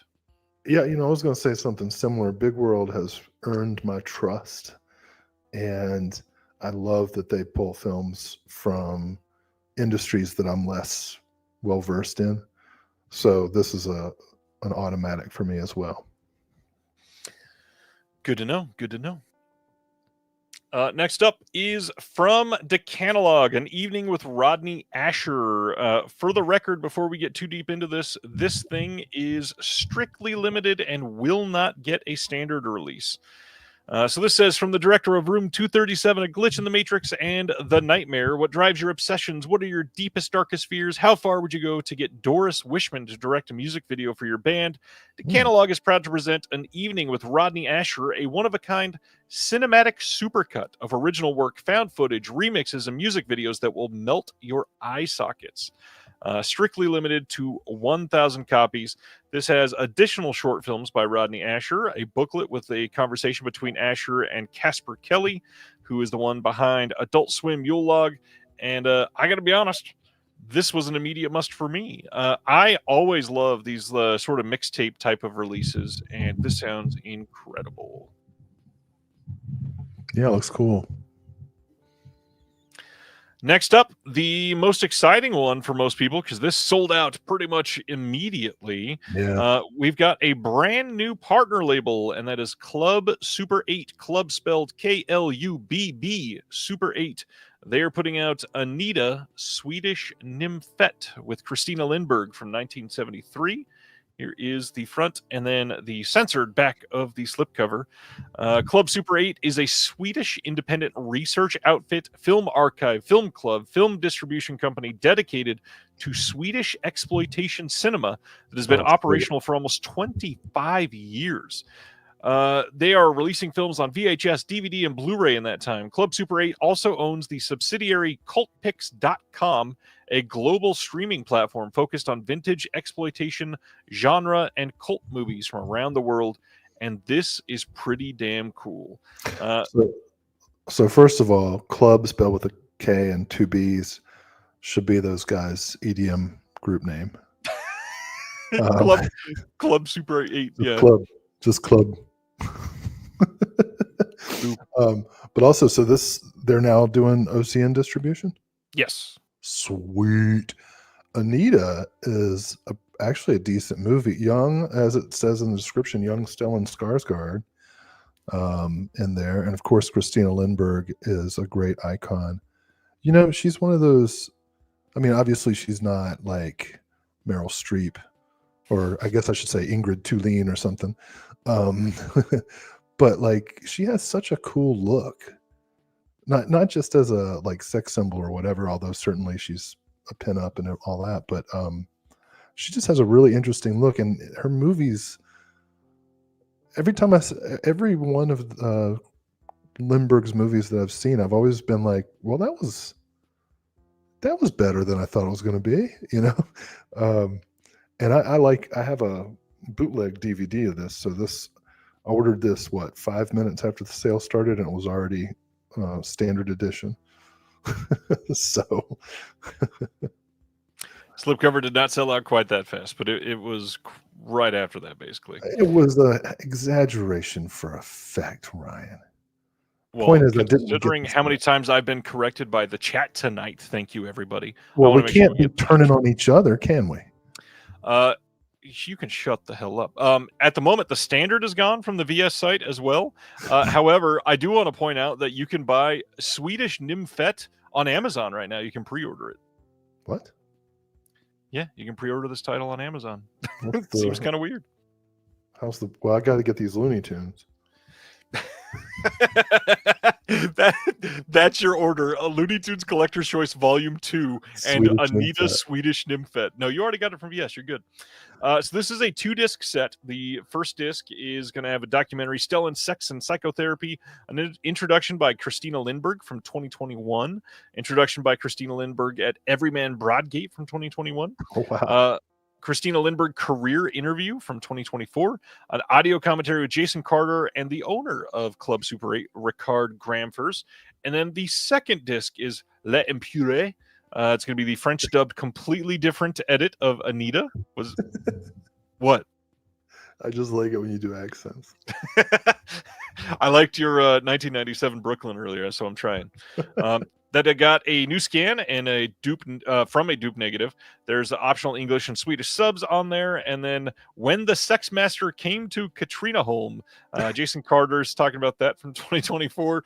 Anita, the Story of a Bad Film, essay by Jason Carter. Christina Lindberg centerfolds and articles gallery that spans 15 years. Oh, sweet dude. This is everybody's like Father's Day gift. It's too late. Christmas, I guess. Yeah, it's like $43 on Amazon. Yeah, this is the way to go. Yeah. Well, very pleased with this title. And the standard will be back. If it's sold out like it is and you want it, just wait. It'll come back. Yeah. Next title is from Film Movement. I think the next few are from Film Movement. And this is Eureka from 2023, directed by Alessandro Alonso, starring Viggo Mortensen. We got a visual essay on here by Hunter Whaley called Time is Fiction. Have you seen Eureka, Will? I have not, but I'm gonna. This was another. Well, I can't afford to get it yet. Let me be honest, but it's on my list. This is like one of the best things about the subscription for me, is that like when I see some OCNs that I can't get right away, I know I have like 8 months to get a discount. Unless they get announced in December. Unless they get announced in December, which is kind of like, if I'm a label, I'm like, come on, man. Well, actually, if I'm a label, I'm like, no, seriously, I charge more.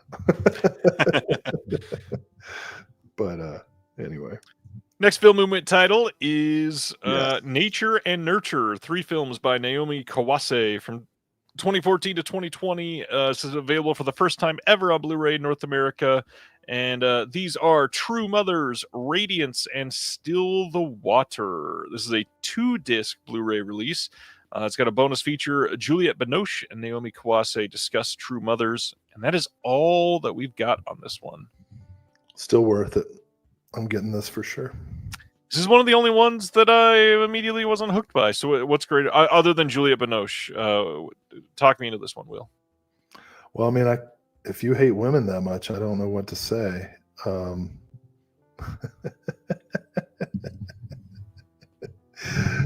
just letting that one just hang in the air. No, I haven't seen any of these films.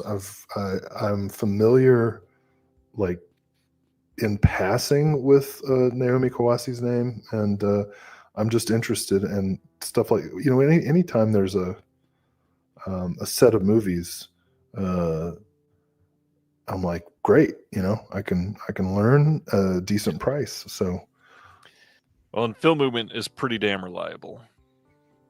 Like, balances out Anita and Satan's Bed too. Our next one is speaking of balancing things out. The next film movie title is Warm Water Under a Bridge. Now, they have released this one previously on Blu-ray, and when that came out, well, kind of. The regular Blu-ray cover is still pretty close to this. This is a Shohei Imamura film, which is really cool. But this is from 2001, and if you were watching this live or on the replay, you can tell what this is about by looking at the cover. When they invented those detachable, to the word. When they invented those detachable shower heads, this was like every suburban mom's evening for years. This is the most consequential invention for feminism in the history, is like these detachable spigots. Well, let's talk about the special features on here. First, Tom Vick has a visual essay called Messy and Juicy. Oh my God.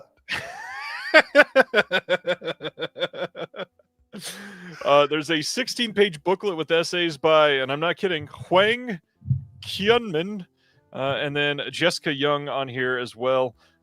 Yeah. Here we are.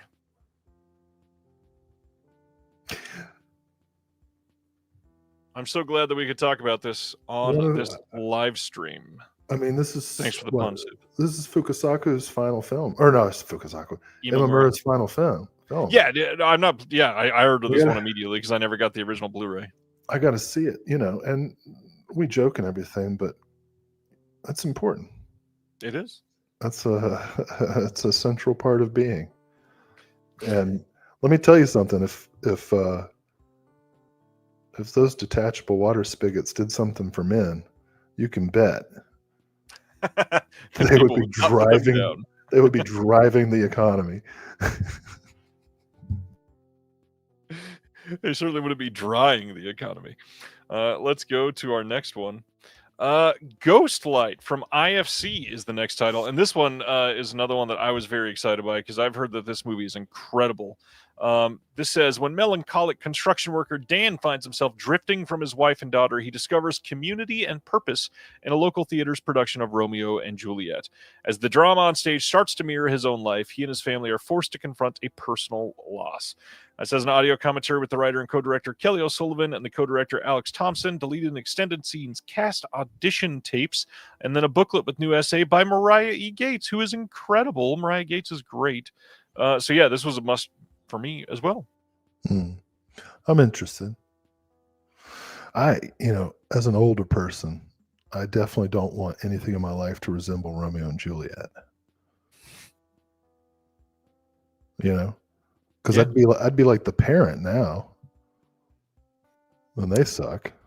See, never mind. I don't want to be depressing. I won't make the joke I was going to. Let's go to the next one. Canadian International Pictures putting out Lasted 4 Days. This is coming on Blu-ray. The heat wave lasted 4 days. Oh, yeah. Sorry. I'm tired, too. Yeah, we could only wish. These last couple of weeks have been awful. The heat wave lasted 4 days from 1975 with a 50th anniversary special edition. This says, while shooting a news report on a Montreal heat wave, TV cameraman Cliff Reynolds unintentionally films Jerry Cuazzo, a recently escaped convict hiding from police and his former criminal associates on the heels of a rogue heroin deal. With the help of Barbara and Gabriella, Jerry schemes to fake his own death while offering large sums of money to Cliff to hand over his film and help deliver the drugs with lethal consequences. Oh, man. So this is scanned and restored in 2K from the 16mm interpositive by the National Film Board of Canada. There's 3 different versions of the movie. We got the original TV cut, because this was a TV movie. It's 66 minutes long. The extended cut, which is 72 minutes long. And then the 4-episode Filmglish version, which is 80 minutes long. There's new commentary on here with the one that would be talking about TV movies, Amanda Reyes. There's an overview of the differences in the 3 cuts of the films. There's a first fiction film from Jackson, which is called The Huntsman from 1972. Jackson did a TV movie that received 4 Canadian Film Awards called The Sloan Affair from 1972, and that is on here. And then we've got a double-sided poster in this thing. There's a press gallery. There's a lot. Canadian International Pictures just doing all the work on this release. I could not wait to order this. Where's my skag, eh? I'm coming out here trying to chase the dragon, and you're giving me the runaround. What goes there? You're holding the China White, and here I am looking like a dope. The accents tonight are something else. I've got half of mine to go talk to your supervisor. Are you making fun of Canadians again? Because somebody's going to show up when you make fun of Canadians. Well, I'm not making fun of Canadians. I'm making fun of heroin addicts. I just punched my microphone because I was laughing so hard. Oh my gosh, that was a really good and quick line. Holy hell. Before those detachable water spigots, the heroin? No, the leading cause of injury in suburban households was women trying to pull themselves up to the faucet. Jesus, Will.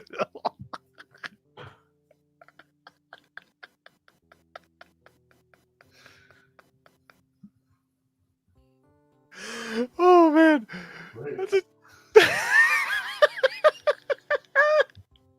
Hey, let's keep going. Speaking of Larry Fessenden earlier, Glass Eye Pictures.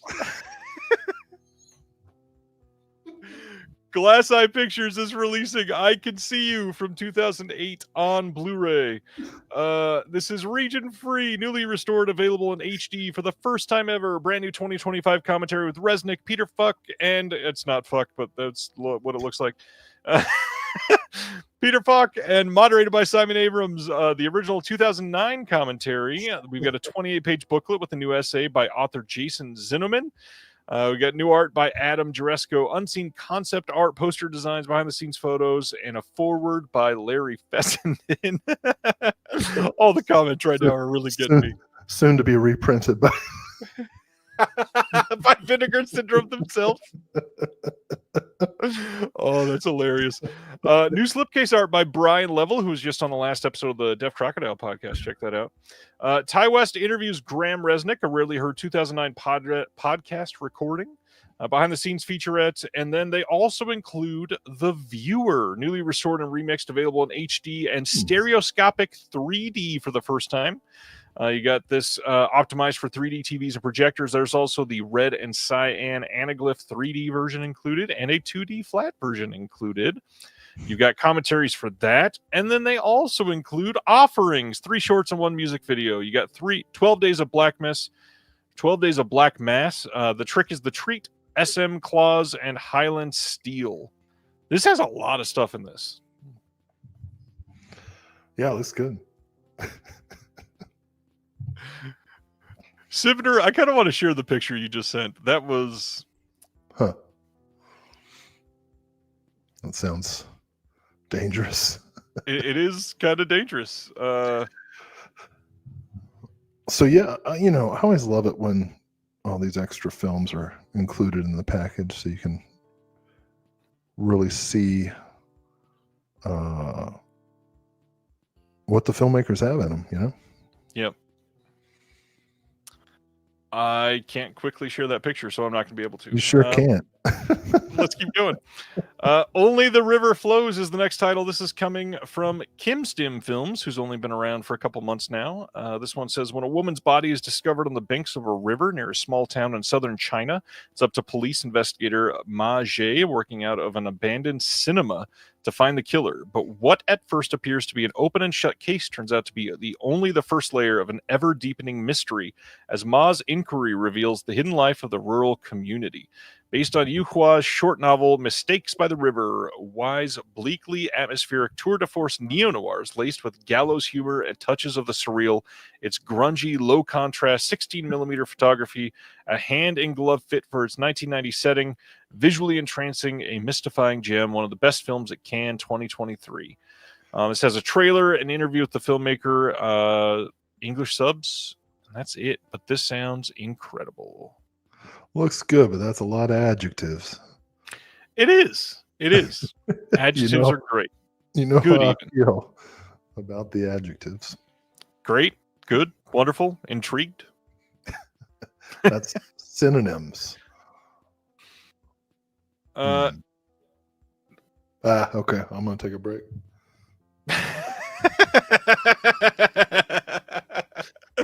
Next up, Utopia putting out Pavements on 4K. This is an examination of the iconic 1990s indie band Pavement. And yeah, this is 4K on this one. This is directed by Alex Ross Perry. This is a 2-disc set. What's funny? That's just higher quality than anything they ever recorded. Yes. It was like this is the moment they've truly sold out, right? But like the whole deal was the lo-fi aesthetic, and now it's 4K. It's like, aha, gotcha. I knew you guys were frauds. 4K in 2025. 30 years later. So there's a section of this on the band. There's a show. There's a museum portion, and then a portion on the movie. Lots coming on this disc for sure. This one looks incredible. You don't even ask. You're just like, let's move on. You are way out of it. I can't stand Pavement, man. We know. That's when the 90s truly went to shit. Everybody's like, that's when. Yeah, that is when. I'll tell you what. It wasn't when ska punk became like MTV fodder. That was bad. The rest of the 90s was so damn good. That was bad, but like Pavement, oh, the worst. Ugh. And a bunch of people pretending like they can't play, making intentionally shitty sounding music. You're like, I don't care. I'm whatever, you careerist. Get out of here. I love that you're awake enough to rant about Pavement. Ironically, I love the Silver Jews. But yeah, everybody said Pavement was reuniting. I was like, fuck me. What a nightmare. Ugh. I'm cutting you off now. Next title is from Icarus, and they are putting out Route 1 USA from 1989. This is a road movie with few shots of the open road itself, but it sounds freaking incredible. This is directed by Robert Kramer. This has Looking for Robert, a documentary by Richard Copons about Robert Kramer. There's a book with new writing by Erica Balsam. Did you pick this one up? This sounds like a Will movie. I'm interested in it. It's in my little wish list. And let me just say before we continue, if you like Pavement, and when I say you, I mean anybody listening, it's okay. Like, I'm not knocking your taste. I'm just saying that I hate Pavement. And you can love them, and I won't judge you. I would never judge anybody for their taste. But like, if I'm at your house and you put Pavement on, I'm gonna have to leave. And that might be what you want. So now you know how. Now we know the ticket. Now you know how to get me out. All right, Route 1/USA. Now let's go back. I don't want to take away from the filmmakers. Yeah, this looks neat. Okay.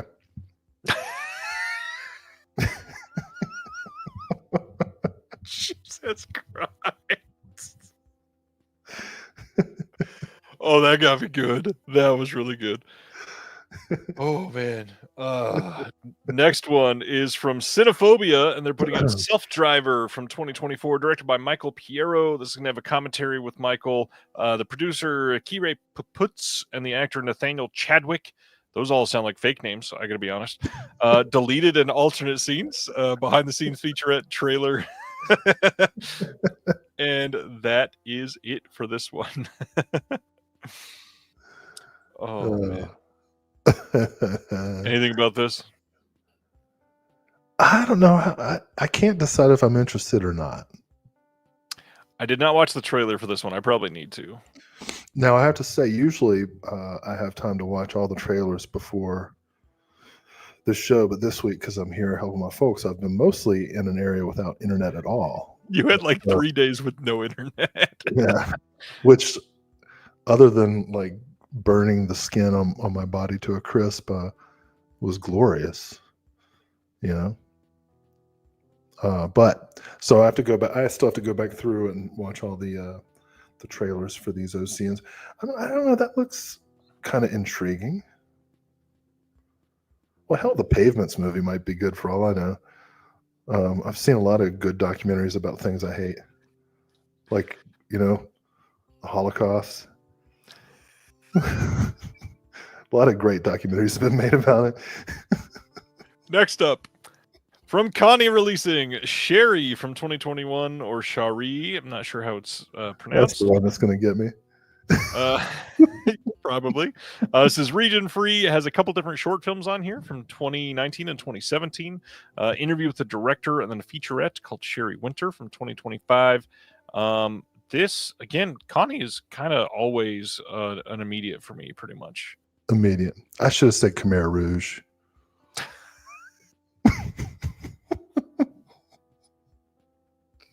Your jokes are killing Fieldsit tonight. Let's keep going. Shudder putting out Sharksploitation from 2023. This is the ultimate deep dive into the world of shark cinema. Filmmakers, critics, scholars, and conservationists explore the cultural impact on audience and this misunderstood species. Directed by Steven Scarlatta, and includes Roger Corman, Joe Dante, Mario Van Peebles, Joe Alves, Adam Rifkin, David Worth, and audio commentary with Steven Scarlatta and Josh Miller. Extended deleted scenes. New video interview with the film critic Michael Gingold, who does Rue Morgue Magazine, Shark Movie Mania. There's also a booklet with my dear friend, Mr. Sam Cohen. Yeah, Sharksploitation was a must for me. I love it when people say that they're misunderstood animals. Now, I'm against finning and all the horrible things that they do to kill all the sharks and everything. But like, to say that they're misunderstood, they're killing machines. I watched a video recently on the YouTube where some morons were going shark diving. You know, you get in that little flimsy cage that looks like it's made out of the stuff that they make the hotel. You didn't watch that on YouTube. That was Dangerous Animals. No. I mean, yes, it was, but this was real shark divers, and the tour guide didn't like lock it enough, or the bars weren't close enough together. Anyway, a shark got through the bars and into the cage with the diver, and they're trying to pull his ass out, but the shark's going nuts, right? And you can see the guy just like, whoa, you know. It looked like that. He looked like in Team America World Police, the signal he's supposed to give when he's to get me out of here. It looked like that puppet. He was just getting shaken around by this freaking. Can you show us again what the shark was doing in the cage, please? It got through the bars. With your hand. What was it doing in the cage? It was going like this. Thank you. And biting the hell out of him. And finally they get him out. This is a fail video, by the way.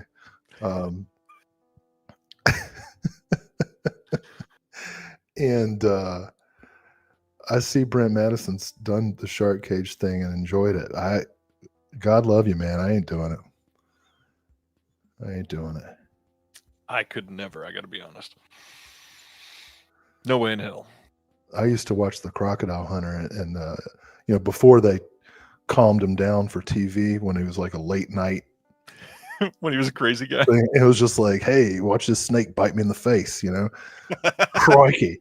I really wish that's how he started his videos sometimes. Watch this thing attack me. That's basically what it was before he got his regular show. And the fact that he was killed by, I'm still upset about the Crocodile Hunter. But anyway, no, man, sharks they look scary. You know what I mean? Like, if something looks scary, that's nature's way of telling you, go away. That's why I wear my leather jacket.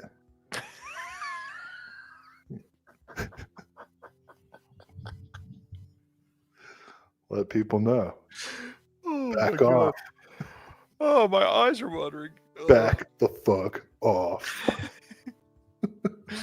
I thought it was because you wanted to let them know, hey. All right. So many layers. I'm a shark. I'm jumping the shark, So many layers. Undershirt and undershirt, yeah. Next up from Shudder again is Slacks from 2020. And yes, this is a movie about a possessed pair of jeans. Oh my God. Go back to that. Looks like my first date right there. That first one. Which one was you? Go back. There you go. Worst first date ever.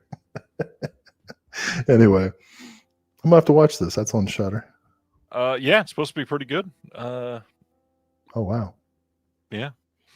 It says an audio commentary with the director, co-writer Elza Kefart, co-writer, co-producer Patricia Gomez Zlatter, and the co-producer Anne-Marie Galinas. There's a book with new writing by Tori Potenza. And this is supposed to be pretty decent. Just to be clear, that was a period joke. That's really cool. Does that mean your joke was set in the 1700s? It was pretty good. Come on.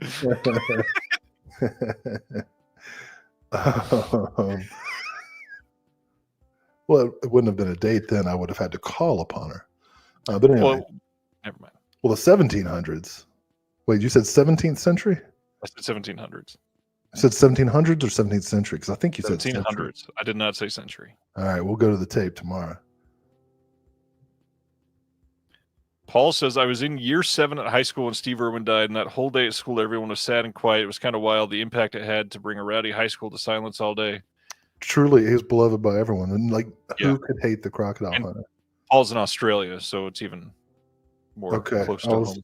I was wondering what kind of high school had 7 years in it. I was going to say, I only went for 4 years. It's like, okay, Paul. No, I'm kidding. Yeah, dude. Oh, Steve Irwin was, and God love his family. I'm glad they kept the tradition going. It pisses me. Of course, everybody I'm sure has seen the old Norm Macdonald routine about the Crocodile Hunter's death. One of the funniest things, probably the greatest tribute, other than perhaps Russell Crowe's eulogy. But back to Slacks. It looks like a romp. Looks good. Next one. Next title is from Brainstorm Media, and it is Stockholm Bloodbath from 2023.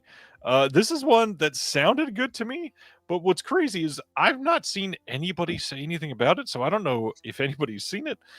This says, a ruthless political struggle between Sweden and Denmark turns bloody under the tyranny of the Mad King Christian II. Caught up in this deadly war, two sisters seek revenge on the men who brutally murdered their family. This is from 2023. It's got two cuts of the film, the 118-minute U.S. theatrical cut, and then the 150-minute Swedish director's cut. Naturally. There's new interview with the director, and yeah. This sounds like exactly the kind of thing I'd be into. Right? So I'm going to check it out. Yeah, same. Next up, one that we've been seeing teased for quite some time. This is They Call Her Death by Austin Snell from 2024. This is being released by Yellow Veil Pictures, even though technically this is like could have been the next VSP because Vinegar Syndrome had a hand in the production of this one. We got a director's commentary with Austin Snell, and then Adam Jeffers is on there with them. Cast commentary with a few from the cast. Interviews with the practical effects artist Jake Jackson. Making of Q&A at Liberty Hall Theater. 2 storyboard scenes. Director Austin Snell visits the Vinegar Syndrome archive, and that's on the disc. Behind the scenes, the dubbed Japanese premiere, the trailer, and then a new poster that's also included. And then there's an essay by filmmaker and author Gregory Lamberson. Another one that I've been very intrigued to check out. They Call Her Death, especially first thing in the morning. Thanks, Paul. I appreciate that explanation about the Australian grade school system. My school was so small that K through 7 was in one building and 8 through 12 was in the other. And that's here in Blaine County, Virginia. 212 total. This is a public school. Ain't none of these kids getting into private school, I can tell you that. But yeah, so no junior high or anything. It was just K through 7 and then 8 through 12, 2 buildings. Interesting. Right. So it sounds like it's kind of a similar structure. Anyway, I don't know anything about They Call Her Death. So we're evoking the spaghetti western aesthetic. What else do you know about this one? Molly preys on a bloody crusade against the criminal forces who have wronged her. Her mission strikes at the myth of manifest destiny, but for Molly, with the embodied specter of death on her side, this isn't political. This is personal. Didn't you just... Oh. I did not read that out the first time. I just asked what you knew about it. That's what I know. Okay. I know nothing else other than Vinegar Syndrome had a hand in producing it. Well, hey. If I saw this cover by its cover, that's exactly what you do. If I saw this in a video store, I would absolutely rent it. So yeah, I've never understood that sentiment. If I'm looking at a book and looking at its cover, I'm literally that's what I have to judge it by. Yeah, you absolutely judge a book by its cover. And generally people are how they look. I don't care what anybody says. Chaucer was right. Bring back physiognomy. I think RFK is. He's just gonna squeeze your skull and be like, okay. I love that the guy who is rallying against fluoridated water appeared in public this week with tape holding his gums together and just the worst looking teeth ever. Well, let's not get too political, but no, yeah, we don't need to talk about. I think there's a theme song stinger that's often played in scenes like that. The Curb Your Enthusiasm thing. Yeah, I wasn't. Anyways, what were you doing? Was that a copyright issue? Maybe. Next up, I'm really excited about this one. Saturn's Core putting out Twisted Issues, a psychopunk splatter comedy by Charles Pinion. This is after innocent straight-edge skater Paul is taunted and murdered by a carload of drunken longhairs. He is crudely resurrected by a mysterious pot-smoking mad scientist as a masked sword-wielding psychopath with a horrifying facial skin graft and a skateboard bolted directly to his foot. Determined to enact bloodthirsty revenge on his killers and their cohorts, Paul marauds through their parking lot lots, warehouses, and house parties of Gainesville, and a splatter-fueled cacophony of homespun gore, psychedelic drugs, 80s skate punk culture, abrasive stock footage, and gobs of raspberry soda. Abrasive stock footage. Yeah. Have you seen anything from Charles Pinion before? No. What else has he done? A handful of SOV type things like this, but this is great. I helped produce the commentary for this release. Stoked that this is finally out. I cannot wait to get this in. New restoration of the feature, supervised by Charles Pinion. Commentary with Pinion, moderated by Mike Hunchback, who was on the show a few weeks ago. Cast commentary with Hunchback is getting all over the releases here. Oh yeah, he is a busy man. Cast commentary with a bunch of the actors, screenwriter commentary with Pinion, Steve Antzak and James Bassett, interview with Pinion, Pinion conversation with S.A. Bradley of the Hellbent for Horror podcast, visual essay by Heather Drain on this one, Nice. 9 unedited live music performances from Twisted Issues. There's a full 1987 live set by Muttley Chicks, portions of which are featured in Twisted Issues. Full 1987 live set by the Doldrums, Charles Pinion trailer vault, and then From Twisted Tissues to Twisted Issues, a 28-page booklet edited by Jason Pancoke from Microfilm, featuring writings by Heather Drain, Vincent Albarano, and Mike Watt, with the foreword by Charles Pinion himself. Wow. Yeah, I'll check that out. This was a must. Saturn's Core have been doing some really great stuff these last few months. I feel like they've kind of stepped up, which is crazy because they've always been incredible. But these releases are really archiving some fantastic things. Like full 1987 live sets from multiple bands as a supplement is so cool. Yeah. All right. Still a few more OCN. I can't believe I have to say this title out loud. ETR Media is putting out Watch Them Come Blood from 2022. This says it's invoking the spirit of 80s grindhouse cinema. Watch Them Come Blood initially focuses on a group of road-tripping friends trailing after a public pervert who leads them to a very peculiar brothel until a few other players are thrown into the mix. I will say, and you're going to laugh at this, Mr. Jeremy Long has not had the highest of opinions or esteemed feelings on films that Will has agreed with, but he said that this is one I probably would not like, so I chose not to pick this up. Directed by... I did not understand the twisted syntax of that sentence. What did I have to do with it? You always talk down about Will's or Jeremy's taste in film. No, I don't. That was the joke. I would never talk down about anybody's taste. Anyways, this has an audio commentary by the director and co-writer-producer. It's got another audio commentary with Jim Branscombe of Cinematic Void. We've got Charlie and John are also on that. A handful of interviews, behind-the-scenes stuff. Sounds good. Wait, you're into this movie. Are you implying I recommended it? No. I'm implying that you look down on Jeremy's taste in films. That's no, we just have different taste. I like good movies. I love Jeremy, dude. Are you kidding me? I would never look down on anything about him. I can't. He's taller than me. Hold on. Ronnie just threw me for a loop. I just realized my AGFA release did not come through. Wow. It's because they're what the hell? They're motorcycling mamas who can't be tamed. Thanks, Ronnie. Yeah, I'm gonna pull that up and we'll just go straight to the site. That's the movie Ronnie's been waiting for. That was a first day pickup for me too. Well, let's talk about that one then. This is AGFA releasing Teenage Gang Debs. Can't show too much of this, but here is the other side of the slipcover. This one is from 1966. Shot guerrilla style in the shadows of Brooklyn, Teenage Gang Debs combines the template of Freaks with the blueprint for Hairspray to forge the most essential juvenile delinquent gutter noir that ever was.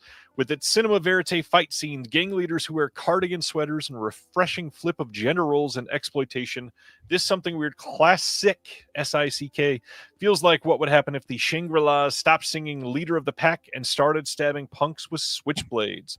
This is region free, preserved from something Weird's 35mm print, commentary with Lisa Petrucci, AGFA's Alicia Coombs, and author-filmmaker Janet Harvey. There's a bonus movie. Love when AGFA does this. You got the Rebel set from 1959, preserved from a 16mm print. Some shorts preserved from 16mm as well. Summer Decision and a Teenage Diary. There's a Teenage Turmoil trailer reel preserved from SVHS, and then a booklet with an essay by Lisa Petrucci. God dang, this wasn't immediate for me. What was the bonus movie? It is the Rebel set from 1959. That was another good Mystery Science Theater episode, but the movie's fun on its own as well. Yeah, this sounds fan-freaking-tastic. Yeah, that's one of the top releases of the month. Absolutely. Which is and it's a stacked month too.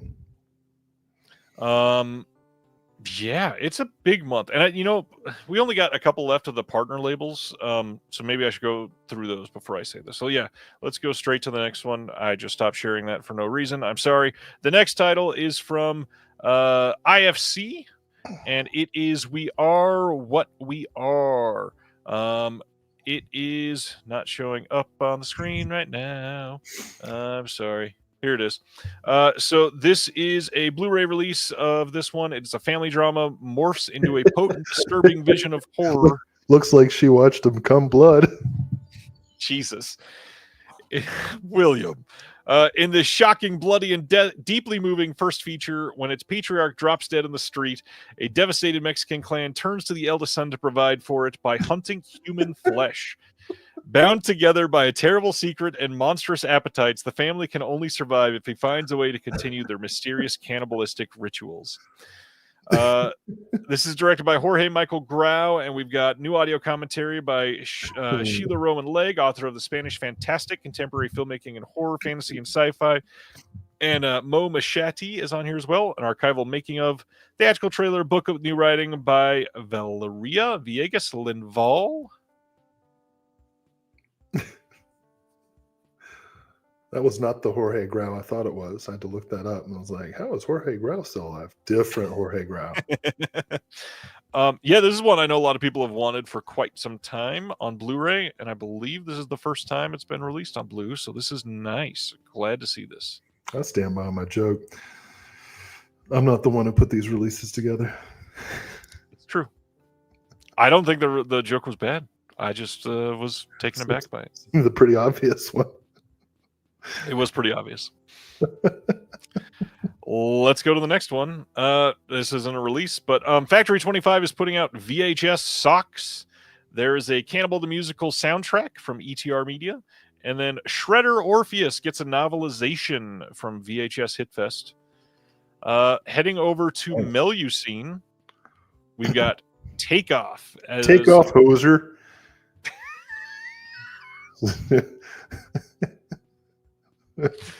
Takeoff from 1978 is coming as part of the Quality X line. Tell you that Canadian porn, I gotta watch on mute. I can't get in the mood.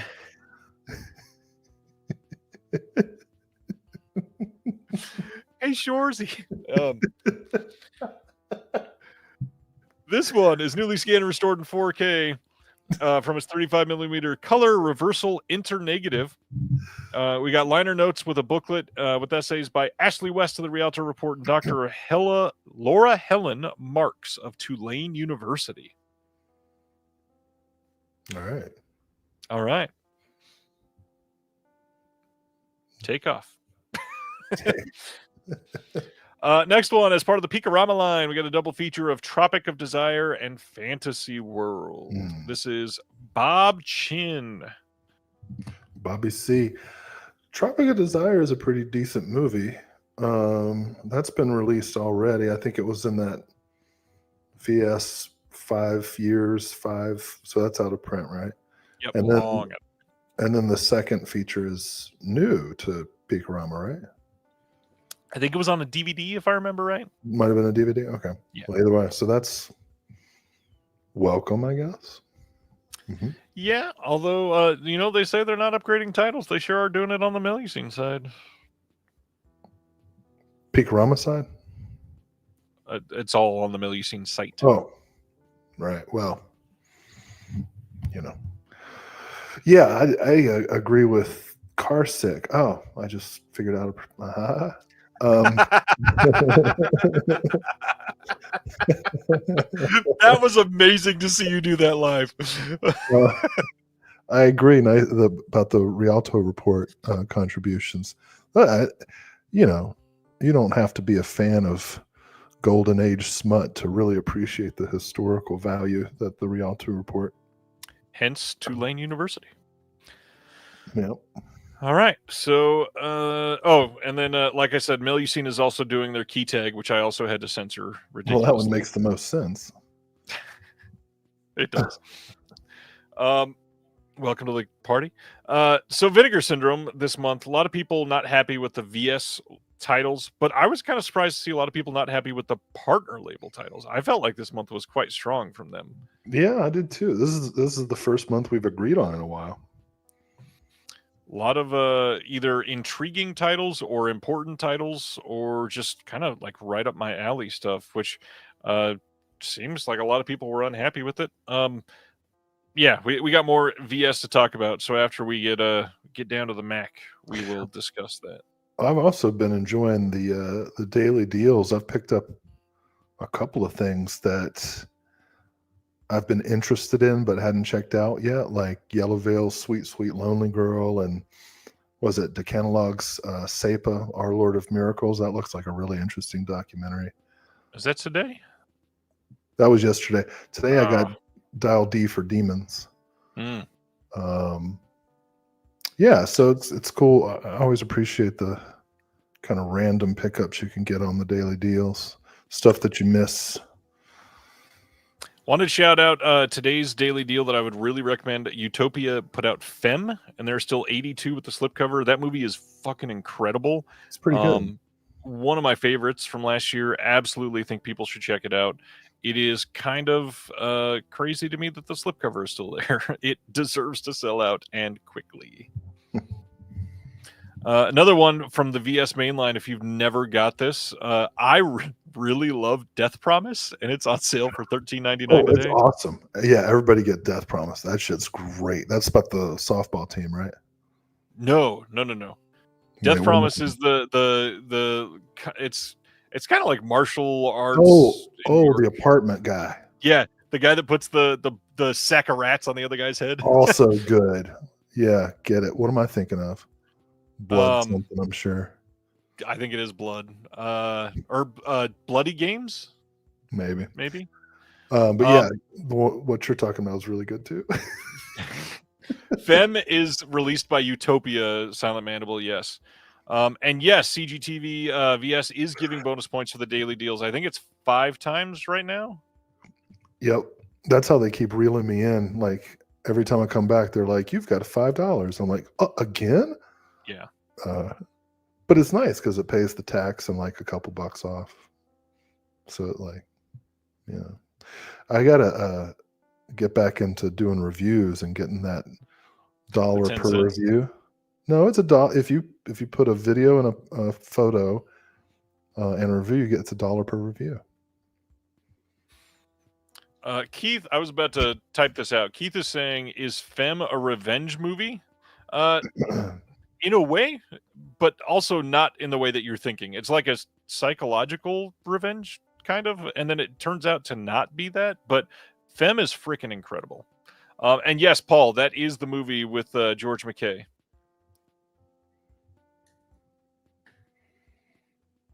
All right, so that is it from OCN, Melusine, Vinegar Syndrome, and everybody. Cool.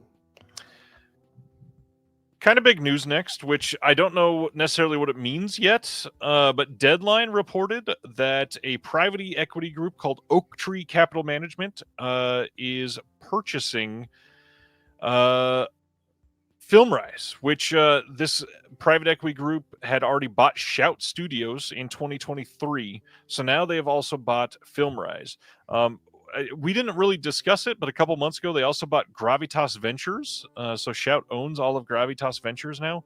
And all of this is coming together, and it seems like they're creating an umbrella corp called Radial Entertainment. Now, I don't know if Shout's going to change their name. I would guess not, because they have kind of a huge reputation, but internally, this is all falling under Radial Entertainment now. A lot of people thinking that this is going to make some big changes. I don't know that it's going to change all that much. If anything, just shout Max.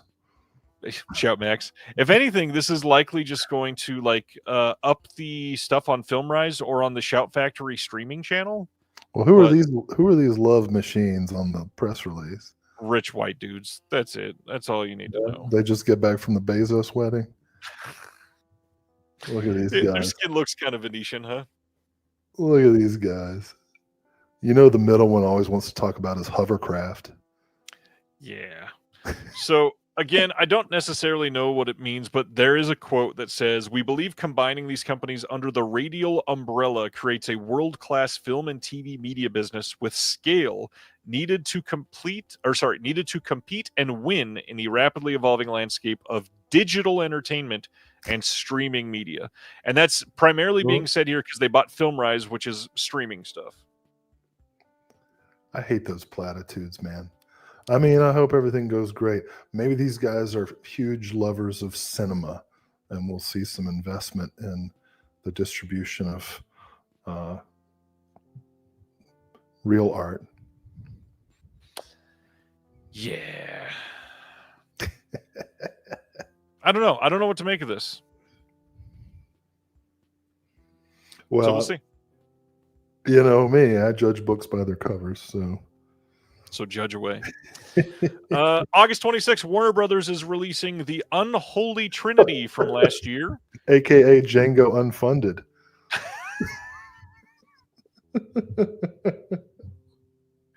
Wow. Pierce Brosnan and Samuel L. Jackson are starring in this. I'd seen this poster everywhere, but had never heard of anybody watching this. The first release for those guys. Well, I love the art though. This really tells you something. Is that David Arquette? No, that is Brandon Lassard. The fuck is that? Much younger than David Arquette. I don't know. Brandon Lassard. Well, good luck to you, young fella. Oh God, I forgot about this. Dread Central and Epic Pictures on October 14th is releasing Diced Reloaded from this year. The word die with an apostrophe with sd at the end of it. This says, Seattle, Halloween night, 1986. Benny, an infamous serial killer long thought contained, breaks free from a high-security asylum reborn behind a twisted scarecrow mask. As he leaves a trail of carnage across the suburbs, whispers of his gruesome past resurface, fueling panic in a city soaked in neon and fear. But Benny isn't just killing for pleasure, he's hunting someone. A young woman unknowingly tied to the darkest chapter of his madness becomes his fixation. And good Lord, are we just copying Halloween? And the closer he gets, the bloodier it gets. Diced Reloaded delivers a brutal synth drenched I'm losing my syntax now. A brutal synth drenched slasher soaked in 1980s nostalgia where Benny carves his place in horror history one body at a time. Now, if you're writing copy and you say that your character is carving his place in horror history, he is not. You should not say that. Well, they should have said he's slicing and dicing. Yeah. Yeah. Diced. Diced. Diced. Anyways. The sequel will be set in Minnesota and it'll be called De-Iced. That's funny. But Matthew's trying to correct me. Not even close. Halloween's in Illinois. This is in Washington. That was great, Matthew. Next up, Cleopatra Records is putting out Hollywood Rocks from 2008. Will's new favorite documentary about the rock and roll big hair music scene in the 80s. Oh, well, who do they cover though? Bands like Rat.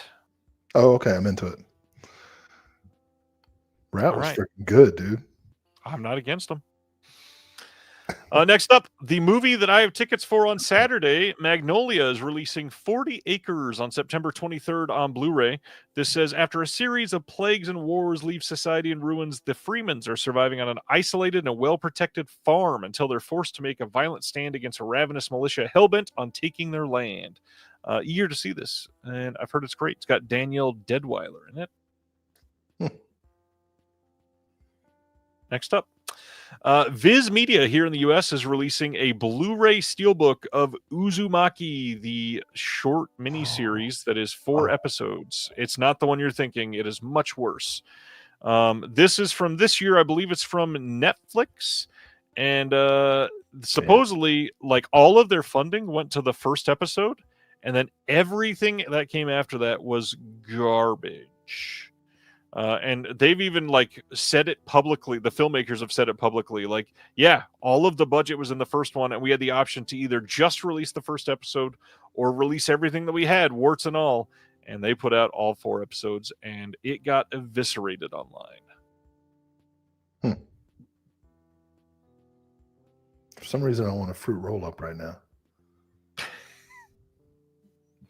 All right, you were going to talk about the original Uzumaki, huh? I mean, it's cool. Sounds like it's better than this. Junji Ito is great. Only a few left tonight, Will. We're almost done. 28 years later from this year is getting a 4K Steelbook and Standard and Blu-ray, and yes, Already? Will, DVD. We don't have a release date for it, but you can pre-order the Steelbook now and the 4K and all that other stuff already. How do you feel about this art? I mean, that's fine. It's decent. I like the zombies and the drips, and then the hunters at the top. It's pretty cool. I heard Mr. Manhattan's in this. I don't know who that is. From Watchmen, I think. I don't know. It was a joke about the giant dick. Oh, yeah. 28 inches later, yeah. Tell you one thing, you'd be coming blood after that. But I saw 28 Days Later in the theater, and I remember the experience hurting my eyes so much because of the digital video. Yeah, it's not great. The quality, and so I never saw the sequels or anything. I kind of they don't look like that at all. Yeah, I know. I also don't like, who was it, Danny Boyle? Danny Boyle. Yeah, I don't like him. But I'll probably do a series rewatch. I've been the past couple of years, I've been getting into the habit of punishing myself by doing series run-throughs of, I did all the Lake Placids several months ago. Yep. I think I talked about it on the show, didn't I? Good God. I will say 28 weeks later, the opening is pretty much the exact same filmic type as the first film. And then after you get past the opening, then it's a completely different movie. Do they have a 28 months, or is it just the 3? Just the 3 so far, but the new thing, is supposed to be a full trilogy. There's another one coming out in January already. 28 years and 4 months later? It is 28 years later, and then colon with, I think it's Bone Temple. Not an actual colon. Never mind. 28 years later, colon, de-iced.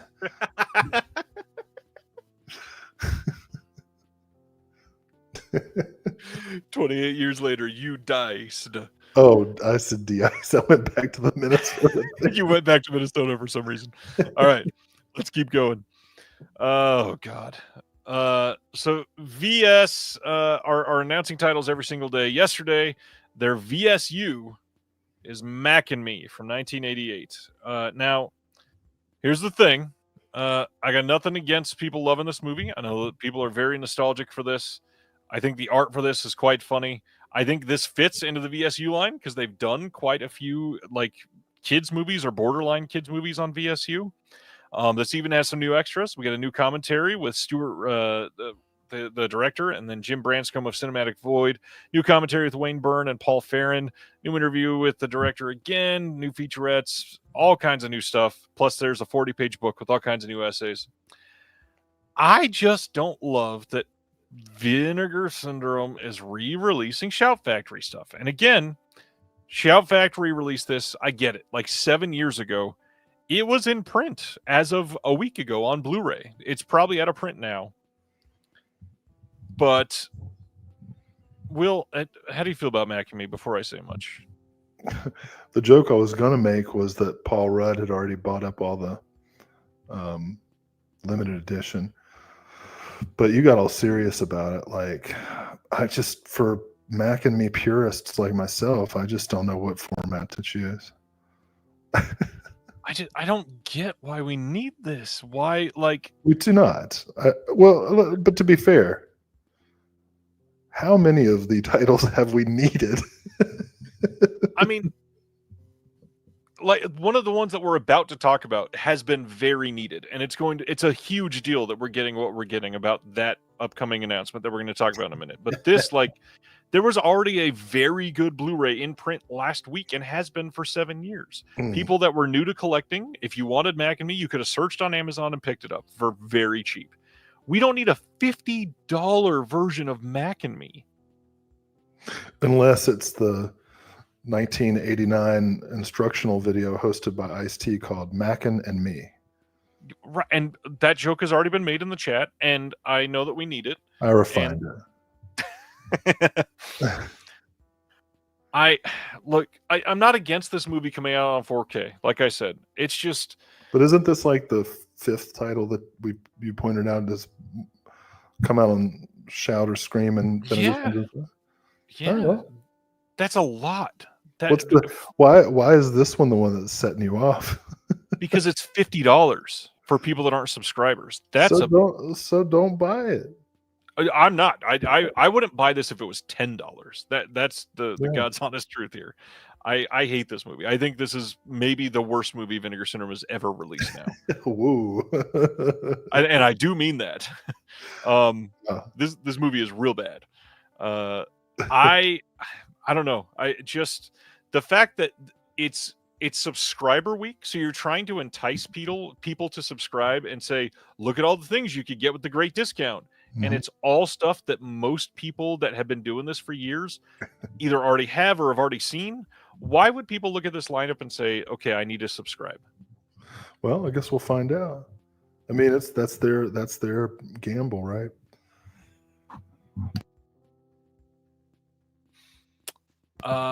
Hey, did you see that? I muted and unmuted using the button great. Like you told me. Ronnie. That's funny. I take your point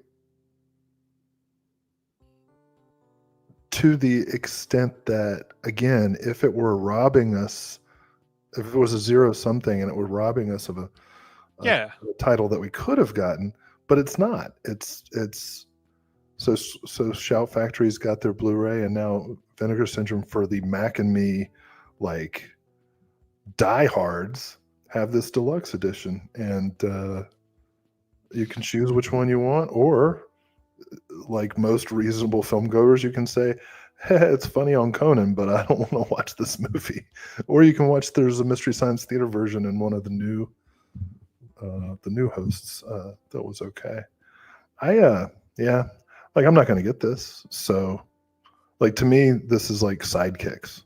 It's like, oh, they put out Sidekicks. I'm not going to get it, but somebody who wants to pay $50 for Sidekicks to put on their shelf, ironically or unironically, which would be even cooler, can put Mac and Me right next to it.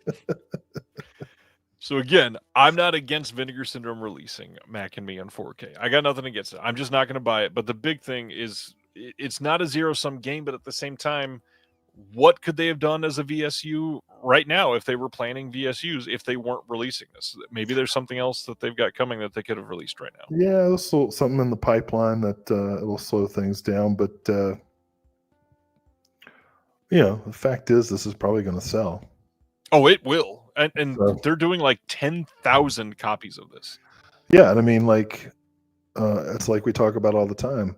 You put out stuff that's going to sell so that you can subsidize the stuff that you want to put out that you know is not going to sell as well.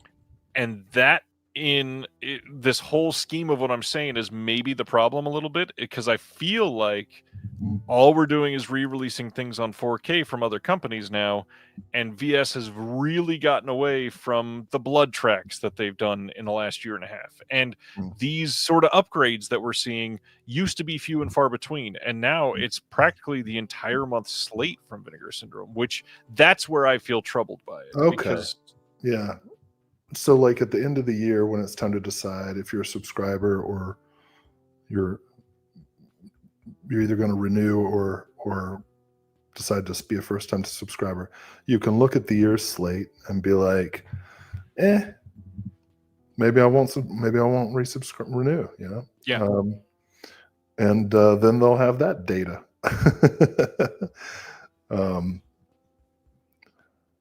But yeah, you know, I get your point. It's strange because we know there's no shortage of films that they have access to put out. For example, the other cinematograph that was announced today that I guess is going to be next was a surprise to me.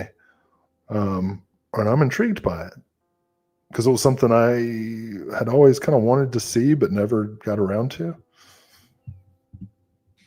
And so like, I thought that was a nice one. And who knows, they still have what, 3 more days? Yeah, they're still really, like, tomorrow's going to be a VSL that's a alien invasion movie supposedly. We've got a VSA coming that's a box set of 3 films, and then we have another cinematograph coming that's a 4K, I believe. A box set? Oh wow. Yeah. Dang, man.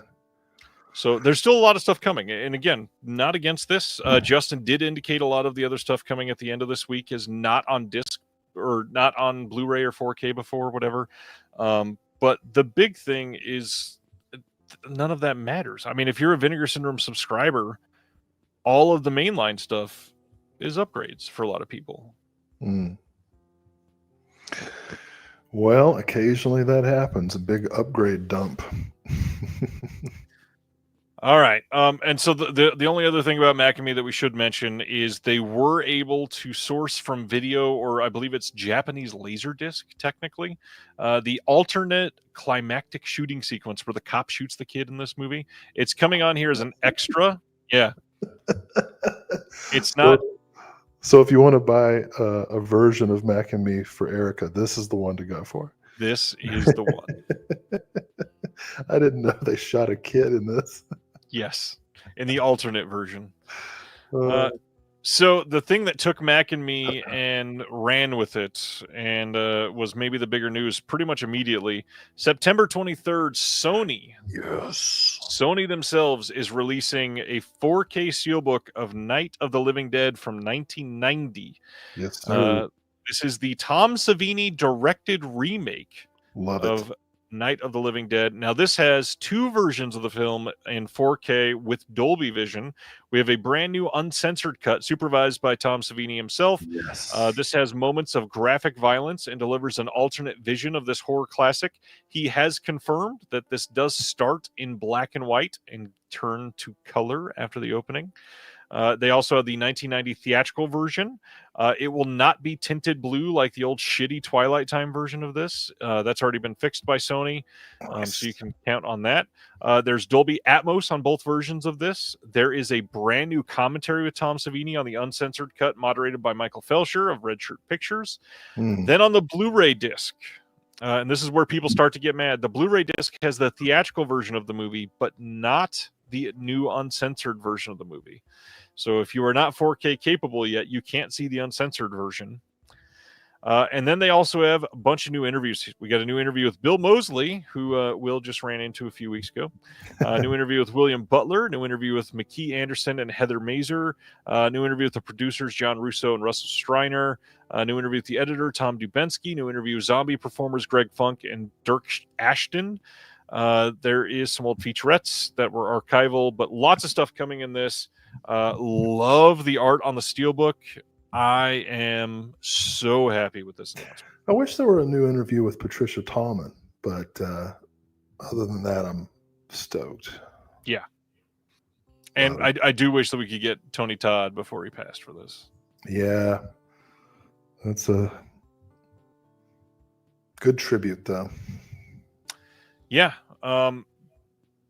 Nice to see something new being added as far as the feature on 4K. Love that Tom can finally see his original artistic vision come out.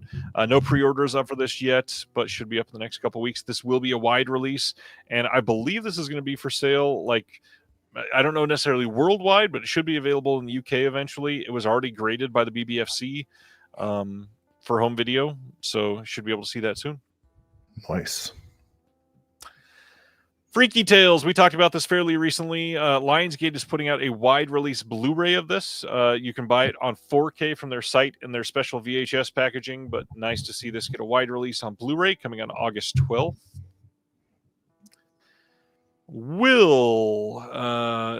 Delirium Magazine is putting out Jess Franco's, quote, Love Camp, end quote, from 1977. First off, how do you feel about this cover art and the title on this? Well, sanitized a little bit. They put this out on DVD already, I believe. So if I know Full Moon, this is a very slight upgrade. There is a new commentary with Troy Howarth. I'm interested in that for sure. Look, anytime a Franco film is released in a new format, it's automatic for me. What do you want? I've already got the German Blu-ray, so I don't really need this. Oh, good for you. But no, that's cool. Yeah, the artwork is not compelling, but it does say kidnapped, prostituted, tortured, escaped. I don't know why that sounded like a morning DJ. Let's keep going. Jurassic World Rebirth from this year is getting a really bland-looking steelbook. I do not love this art. Based on the early reviews, it sounds like it matches the movie. Hey-o! Yeah, you can pre-order this now. It's available widely. Yeah, that's all I got. I haven't seen any of the new Jurassic movies. Like, I haven't seen anything past the original trilogy. We don't talk about VCI a lot, but they are hosting a sale on their website right now, vcientertainment.com. I know people probably hear VCI and don't immediately go, oh, I need to go shop their sale. But they have a lot of really cool stuff that doesn't go on sale as cheap as they have it quite often. They've got a lot of really great Mexican cinema. They've also got the entire Kit Parker collection, which has Mary Pickford titles, which are really great. They've got Dark Star from John Carpenter. They've got a couple, like they've got a Video Nasty that's not been on Blu-ray anywhere else, so that's pretty freaking random. I feel like last year I got 6 or 7 Mary Pickford flicks. Nice. I think there's only like, what's that? Did they have the sale last year? Or maybe they had a sale recently. But I definitely recently picked up a bunch of Mary Pickfords from them. I think MVD hosted a VCI sale. That's probably where you got MVD? It. Yeah. This is why I need you in my life. That's why I'm here, baby. One of the many.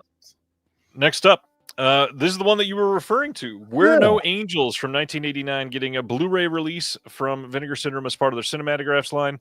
This had been released previously on Blu-ray by the studio, but this gets a new audio commentary with Chris O'Neill and Bill Ackerman. There's a new video interview with the director Neil Jordan, new video interview with James Russo, new video essay from Sam Deegan comparing the 1955 and 89 versions of We're No Angels, some archival extras, and then new text essays by Patrick Dahl, comic book writer Joshua Dysart, and entertainment journalist Matt Preach. Tell us about We're No Angels, Will. Well, like I said, I haven't seen it before. I've only ever seen it on VHS. And by the time I realized... you haven't seen it, but you saw it on VHS? I saw it on VHS, like in the video store. Okay, that was confusing. But by the time I knew that it was a Neil Jordan movie, I had already become like, not a snob, but DVD had come out and it had been kind of a revelation. Like I didn't realize how much, picture and color I was losing watching VHS.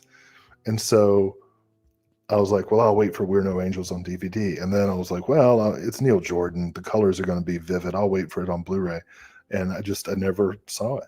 And now here it is. This is the second De Niro movie on Cinematograph. That's that's funny. Yeah, like I'm really interested in seeing this. I have no idea if it's good. Neil Jordan sometimes is awesome and sometimes not so much. But it's Everything gonna I've look heard good. is basically mediocre. Okay, well, it says it right in the title. What do you Yeah, expect? I mean, it's a hell of a cast. Robert De Niro, Sean Penn, John C. Riley. And it's a good opportunity to go back and watch the original Michael Curtiz film, which I don't even know if that's out. Is it? I'm not sure. I gotta be honest. I'll have to Google that. But I just what I like about Cinematograph is that it really is titles that I don't necessarily expect to see anywhere else, whether or not I'm interested in looking at them. I'm glad that they're getting these releases. Jim is saying was under the impression that We're No Angels was only ever on DVD, and looking it up, it looks like the original was on Blu-ray that was released in 2020, and that's it, at least in the US. It could have come out elsewhere, so maybe I was seeing something wrong earlier. Yeah, this is the first time on Blu-ray, it looks like. So, yeah, cool. I'm happy about even the stuff that I'm not interested in getting, except for maybe Diced. Fuck that movie. For Canadian friends, Groove has opened up a website for your country. Groove has been... Why is that funny? I don't know. I just like the idea of introducing Groove to Canada. I mean, it's a big deal. It's expensive to shop in the U.S., so I'm glad they're able to get distribution there. Hey, listen, I don't know much about Groove, but I do know it's in the heart, okay? That's like 3 attacks on Canada tonight. Sibner's Not a an big piss. Groove is also doing a sale to introduce the website over to Canada. They're doing a multi-buy sale. You buy two 4Ks for $30, 2 Blu-rays for $25. Shipping is $4 unless you spend $100. Then it's free. This is pretty exciting. The newest issue of the Physical Media Advocate released today. It is issue number 20. It is a special all black and white issue. What? 20? Yeah. I'm busy, Will. That's real. There's a lot of magazines don't make it that far. We are going to be doing themed issues every 5 issues now. So this one is an all black and white issue. There's not a single drop of color in the entire thing, and we had some fun with that. There's a couple White House. Jesus, Will. Yikes. You can buy it now. We've got some pieces on Kevin Smith's Clerks, which is a really personal written piece by David Winnick. Frank Gutler talks about Carl Reiner's Dead Men Don't Wear Plaid. We've got Stan Geezy talking about Touch of Evil. Sam, film blogger Sam on YouTube, talks about his favorite movie of all time, The Night of the Hunter. Blake Bergman talks about The Lighthouse, which is our cover piece here, as you can see. And then we've got a piece from Mr. Sibner, who's in the chat tonight, which I'm so glad to have. Jeremy comes back to talk about his Q&A sections that he always lives up to. And yeah. I love that, dude. That's amazing. And also congratulations to all the contributors throughout the run of the magazine. It's so cool that so many people have been able to write for the magazine and help this community actually produce something physical that not only supports physical media but gives people an outlet to share their thoughts and analysis and love for this stuff, whether it's art or personal essays or reviews or histories. That's awesome. Like, I don't have a joke. I know like it sounds like I'm leading up to and then ba-dum, but I'm for real congratulating everybody who contributes and who reads it. It's so cool. And I mean, how many people can say that they've produced a magazine? How many people can say that they've contributed to a magazine? You get to hold it in your hands and see your byline. I mean,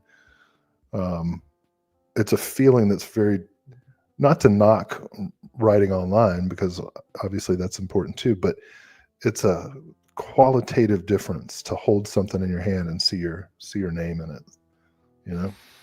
Yeah, not to mention, I mean, the digital version that has links for everybody. So if you're a creator, there's been lots of people that share that they buy the digital version simply because they want to be able to click and go find other people and follow them, and that is huge. Like, I don't know personally, I'm not paying attention to every magazine, obviously, but I don't know any others that are doing it like that.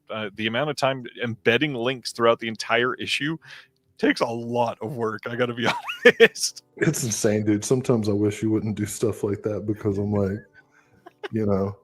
I'm like, what about our stuff? But and also I'm concerned that your head is going to explode. It might. But yeah, it is really cool that you do it, This issue is incredible. I can't wait to hold it. I'm still stoked on what the last issue looked like. Have it right next to me. Being able to hold these in my hand is crazy. But the biggest thing, this week I had somebody subscribe to the magazine on Patreon. Shout out to everybody that wants to do that. Go to the Patreon and search up Disconnected. You could subscribe to get every new issue that comes out sent to you immediately. I had somebody subscribe, and I messaged him and asked if he had the last issue. He goes, "No, I don't have any." And I went, "Well, where'd you hear about this?" And he's like, "On TikTok." And I went, "What?" And I went over on TikTok and searched for Physical Media Advocate and found some random video, some shout out. Somebody was holding up every single, I collect every single one of these. I'm like, who is this? This is amazing. I never envisioned seeing somebody do that for this magazine. I was like, this is wild. You made it if you're on the TikTok. Somebody is holding the magazine down on the TikTok. Which I'm hoping to eventually get her on the channel. She has some cool stuff, so we might get that eventually. It'll be interesting to see if a TikTok creator can last for a 2-hour Disconnected interview. 2-hour live stream. All right, that is it then for this week. Oh no, it's not. I missed 2. What the hell? I feel like I'm just getting my wind. You are, because we still got 2 more. I don't know why it was not there, and I needed to refresh. So, Altered Innocence. We had talked about this title previously, but it is now available to pre-order with a Diabolic DVD exclusive slipcover, and that is for So Unreal. It's got this crazy art. This is the one that I mentioned before was probably going to get a slipcover because it was so colorful in the original art. And as you can tell, they went all in on it, exactly like I thought they would. Yeah, you can pre-order this. Comes out on September 16th. But then the last thing for this week, Baby Assassins 3 coming out on Blu-ray from Welgo USA on August 26th. I've heard that the second one is great. The first one was a blast. I need to see both of these now. I didn't know they were making a third one. Oh, okay. I thought it was like Baby's Day Out. All right. So how do I read the title? Is it Baby Assassins or Baby Assassins? Sadly, it's the first one, I believe. Oh, dang it. Because they are teenage assassins. Okay. No, all right. Well, now that's it for the week. I forgot. Yeah, top 10 lists. Yeah, we're gonna go up favorites of Robert Altman off the top of your head. Ready? Favorite 90s hip hop moguls who've been found not guilty of who've been indicted. Free Diddy. Because there are many. Next week's titles, which we always go over at the very end here. We talked about Barry Lyndon earlier, and Barry Lyndon is one that's coming out next week from Criterion. That's probably the biggest title that people are excited about for next week. Bring this up again. We got Barry Lyndon 4K from Criterion, Sinners 4K, which I cannot wait to see on disc at home, Clueless 4K, love that movie. Fallout Season 1 4K, Grave of the Fireflies coming out on Steelbook and standard Blu-ray if you want to be sad for a night. Abigail 4K from Scream Factory.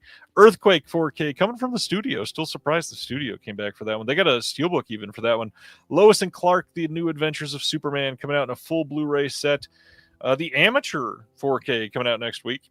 I've wanted to see that one. I need to. Until Dawn 4K in a violent nature 4K steelbook if you really want it. Batman Ninja 4K from WB. A24 releasing The Legend of Ochi. Man on Wire finally getting a Blu-ray release here in the States. This is 17 years after the movie came out, getting a Blu-ray release from the studio. The Little Things 4K coming as well. Hell of a Summer Blu-ray. Sugar Hill from Kino Lorber. The Rule of Jenny Penn, which I hear is pretty good, coming out from Shudder. See the Complete Series. Terror Express from Raro Video. Shadow Force Werewolf Woman coming out from Raro Video as well. Let's Start a Cult. I've heard it's pretty good. Need to check that one out. Stavros. Stavros, he's hilarious. A Life at Stake from Film Masters. My big looking forward to this week is Sinners. Just dying to get it. What are you after on this, other than Barry Lyndon? Well, I've already got Grave of the Fireflies. I've got Earthquake on Blu-ray. I don't know that I need to upgrade it. Sinners, I did not get to see in the theater. No spoilers. Don't tell me a thing. They sin, Will. Yeah. Let's see. I don't think it's a big week for me. Earthquake, Sugar Hill, I've already got. I've already got all the Mondo Macabro titles. Maybe, yeah, I've already got Terror Express and Werewolf Woman. So it looks like I'm safe this week. Lucky you. I'll go get those Looney Tunes. All right. Hey, Will, it's been 3.5 hours. How you doing? Well, I've got to get up early tomorrow and help build a sort of deer-proof fence around this garden area. When do you go home? Saturday, I think. Yeah, Jeez. Saturday. I mean, you know, my folks, Yeah, they're getting old, man. I get it. Yeah, you're already old. They got to be super old. 75. They're about to, I don't know if celebrate's the right word, but they're about to observe their 55th wedding anniversary. Damn. Not many people make it that long, and those that do, they're just like, at this point. Ronnie says you're a good son, and I'm sitting here thinking, I haven't talked to my dad in like 11 years. Yeah, well, I talked to mine. It ain't much better, but it's true. Nice, all right. Yeah, it's all the luck of the dice.